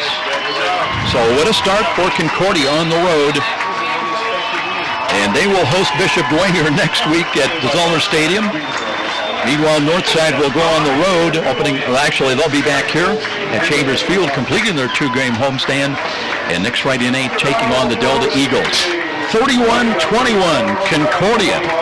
And if you will, an upset victory over the Northside Redskins. Now, Concordia fans probably aren't going to like that, but I'll tell you what, they really showed a lot, I thought, with, you lose a David Morrison, Tom. You lose, a number of key players. And Jimmy Fairfield graduated defensively last year. Ran into Jimmy a couple of weeks ago and working for his family's business. And Jordan Kindig moved over, plays for the Northside Redskins, and Concordia found a way to get it done. They capitalized. They managed the clock. They really dominated the time of possession, and they did what they had to do to come in and steal this victory. Rebuilding year for both squads here tonight, both the Redskins and Concordia. I think Concordia lost 4 out of 5 of their offensive linemen, 6 starters on defense. Great quarterback with David Morrison, but came out with Daniel Sparks tonight, who's a junior who controlled the ball at times and made some mistakes, made some junior mistakes, but who was on the receiving end? C.J. Morris, who was constantly haunting the Redskins defense all night, Joe. You heard the saying, it's all about the Benjamins. Nothing could be more true at Tom Steele Tire, where it's all about saving you money. For over 35 years, this family-owned business has been saving Fort Wayne drivers lots of Benjamins, offering quality tires and ASE-certified mechanical service for your car. And that includes an oil change and tire rotation special, all for just $24.95. 2 convenient locations in Fort Wayne to serve you. Tom Steele Tire, not just a tire store, but a complete automotive center. We're going to take a timeout, and we'll be back with our Walburn Financial Management post-game show. Walburn Financial Management providing bookkeeping and tax services for the little guy. And also, don't forget, coming up, our Parkview Hospital play of the game. All that and more coming up when we return to Chambers Field. This is IHSAA football on Fox Sports 1250, The Ticket. Every small business person has the same dread: taxes, reports, and bookkeeping. What are you to do? You know you can't afford the big guys to keep you legal and solvent. Well, now there's Walburn Financial Management to save the day. Here's their number. You're going to want to remember this one: 260-459-2240. That's 459-2240. Why? Well, Walburn Financial Management specializes in the little guy. With reasonable rates and sensible retainers, Walburn Financial Management is simply perfect for the small business budget. Miss a great high school game recently? Or simply want to revisit that game-changing electric play that turned everything all around? Well, now there's a great new opportunity to do just that. Catch all the exciting action of our live radio broadcast simply by visiting SummitCitySports.com after our game broadcast. Plus, many other high school sports highlights to choose from as well. It's all new and available now at SummitCitySports.com. So, those are the words you expect to hear when selling a home. And Rick Widman from Century 21 Bradley can give your family the advice, expertise, and satisfaction to fit your needs when buying or selling a home. With Rick Widman's 35-plus years of experience, you'll find an effective method to accomplish your goals, select the proper loan, and feel the comfort of your new home. When you think real estate, think Rick Widman at Century 21 Bradley. 260-704-6565. 704-6565. Be sure to ask for Rick. It's time. The 2014 Battle of the Bands. Sweetwater is giving away $3,500 in gift certificates. You'll get media exposure on What's Up magazine. Columbia Street West will pay $3,000 in cash prizes. You can get registered right now at the Wood Nickel on North Clinton, or even see Richard at Columbia Street on Friday and Saturday night and sign up in person. The band starts every Thursday night at 9 p.m. with a $5 cover to get into the bar. Do you think your band is the best in town? Then prove it. Be in the 2014 Battle of the Bands at Columbia Street West. We all want the very best for our loved ones, and that includes our pets. AeroFence can give your pet dog the protection you want, along with the freedom to roam that your pooch wants. Using Aero's Dog Watch Hidden Fence. Far cheaper, yet far more versatile than most traditional fences. Aero's new Dog Watch Hidden Fence uses a simple learning program through an electric signal beamed to your dog's collar that gives an alert when he is reaching property boundaries. It's safe, simple, effective, affordable protection for Poochie. Call AeroFence at 260-471-PETS. The Dog Watch Hidden Fence, your dog's best bet, giving him freedom to roam. Frank the Buffalo here. With Fios Internet from Frontier, I can be on any device I want, in any room I want, and feel like I'm in the front row. Get the ultimate internet experience with 100% fiber optic. Call 1-888-FRONTIER today to get Fios Internet for $19.99 a month with qualifying phone service and enjoy a 2-year price guarantee, free Wi-Fi router, no contract, and no rate hikes. Front row seats without the crowd. Perfect. Limited time offer. Taxes, fees, and other restrictions apply. Subject to availability. Fios marks owned by Verizon Trademark Services, LLC, and used under license. And now, back to the stadium with Joe Parson and more IHSAA football on Fox Sports 1250, The Ticket.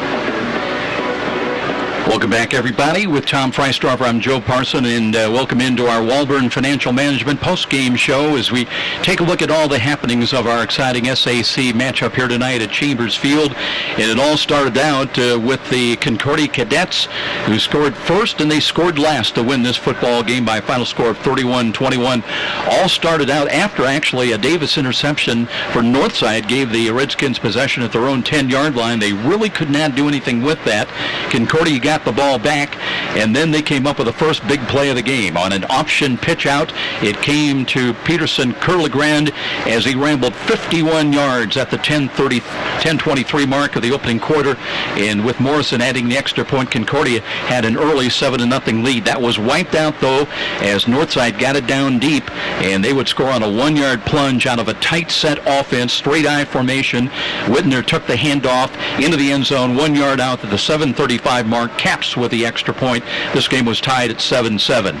Then after a fourth down stop, it would be Northside taking over at the Concordia 49-yard line, and ultimately that would set up a Arian Nieves long touchdown pass play. Jashawn Ellington on the receiving end, rumbling the final yards into the end zone at the 6:10 mark of the opening quarter. Northside had its first lead of the night at 14-7.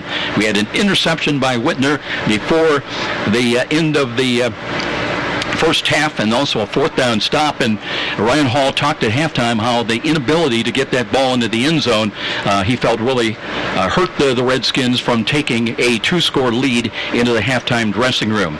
Instead, it would be Concordia capitalizing on a pair of bad snaps to start the first half, for the second half, I should say, for the Redskins. Ultimately, Concordia would take over the football and set up a Sparks to C.J. Morris 15-yard touchdown toss at the 10:05 mark of the third quarter. That would tie the game at 14-all. And after Peter Morrison knocked through the extra point, Sparks to Justice Kingman when they got the ball again, and that was good for a 10-yard touchdown to make it with 1:19 remaining in the third quarter. Concordia on top here on the road at 21-14.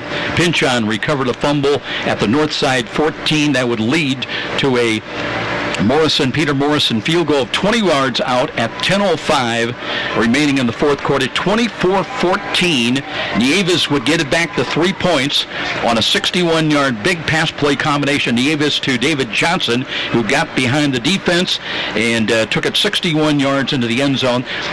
The time between the scores, between the field goal by Morrison and the touchdown by Northside, about 1:17. So still 8:43 remaining in the ball game. Anybody's ball game. 24-21. That would set up, though, our Parkview Hospital play of the game with 5:14 remaining. The advantage, Concordia by 3, setting up this play of the game. Got it. Rush is coming, throws to the corner. Got a man out there, and he's got a catch and a touchdown. That was Devin Sparks, delivered on target by Daniel Sparks. That is good for some 21 yards and a touchdown at the 5:14 mark. Morris would go on to Morrison to add the extra point. It would be a 31-21 lead. We had a couple of exchanges late in the going, a fourth down stop at the Concordia 23, but Northside unable to capitalize. Fumble recovery gave it back to Concordia, and long story short, they would intercept the ball and take over at their own 19-yard line, and Concordia comes away with this road victory 31-21 over the Northside Redskins. So we're going to take a break in the Walburn Financial Management postgame show. We'll be back. We'll try to check in on some of the other scores that we have in final comments as we get ready for week 2 and our Friday Night Lights feature on Fox next Friday night. 31-21. Concordia with the win. This is IHSAA football on Fox Sports 1250 The Ticket. I am your typical mom. Christy Newhouse for the Parkview Heart Institute. You know, I'm entrenched in my kids' lives, and I eat a healthy diet, and I'm actually probably the last person you expect to have a major heart event like this happen. One day last year, Christy awoke to deep pain in her chest and jaw that later spread to her arm. I ended up going to Parkview's ER, and they told me I was having a massive heart attack. Teams from Parkview's ER and Heart Institute worked together to save Christy's life, treating the heart attack, restarting her heart after she suffered a cardiac arrest, inserting 2 stents, and equipping her with a wearable defibrillator that was developed in part from clinical research done right here at Parkview. Fantastic care. To hear more of Christy's story and to learn the symptoms of a heart attack, go to parkview.com. Parkview Heart Institute. Not for profit, all for you. Are you tired of realizing only a 0.25% return on your typical bank savings account? What if it was possible for you to gain 3.5% to 4.5% return on your investment dollars, or even 7.5%? Sound hard to believe? Tim Rooney at Steeple Company can bring you one-on-one planning, focusing on a diversity of corporate notes offered from names you know, making those kind of returns a real reality. A cash management plan that can include preservation of capital while minimizing investment risk. Steeple can start you on the path to sensible investing, helping make your dreams for the future come true. All it takes is that first call to Tim Rooney at Steeple, 260-459-3989. 459-3989. Steeple, making dreams come true every day. Steeple, member SIPC. Where do savvy sports fans in the Summit City go when they need to know more than just the score? It's an easy choice. No other media outlet covers the local sports scene like the Journal-Gazette. You get 7-day sideline coverage from the area's most experienced and knowledgeable sports staff. It's a commitment to Fort Wayne that the Journal-Gazette takes very seriously. When you need to know the story behind the story, nobody delivers the goods each morning like the Journal-Gazette. And even when you're on the go, you can still catch up on the latest sports news online at www.journalgazette.net or from your mobile device at www.jgmobile.net. Start your sports day right, every day, 7 days a week with the Journal-Gazette. Mom, I need something for show and tell. Okay, when, honey? Tomorrow! I need a snack for soccer. Well, why don't you grab an apple? Not just for me, for the whole team. I need more coffee. Your family needs a lot of stuff, but mostly they need a break. That's why it's so easy to save at Meijer. Every week you'll find over 20,000 items on sale, and that's just the beginning. Dad, I need a treat. Not for me, for Mom. Come in and find over 20,000 items on sale this week at Meijer. Hi, this is Charlie Momper from Momper Installation. After last winter's brutal temperatures and record-breaking wind chills, it's not too early to start thinking about adding insulation to your attic, sidewalls, and crawl space. By adding additional insulation, you can cut your energy costs up to 30%. Call Momper Installation today at 432-7543. Momper, the #1 name in insulation since 1956. And now, back to the stadium with Joe Parson and more IHSAA football on Fox Sports 1250, The Ticket. Final comments here tonight at Chambers Field. We want to remind everybody, be sure to catch a video replay of tonight's game beginning around 11 o'clock at summitcitysports.com. Plus, there'll be a couple of other games and highlights available at that website as well, including the exciting, apparently, finish between Snyder and Lourdes. Snyder wins that by final score tonight, 31-27. Other final ball games we've got, it's East Noble with a win over Northrop, 38-13. Homestead with a big win over Huntington North, 49-6. Had a good one also between Norwell and Leo. The Knights defeat the Lions 14-13 in that ball game.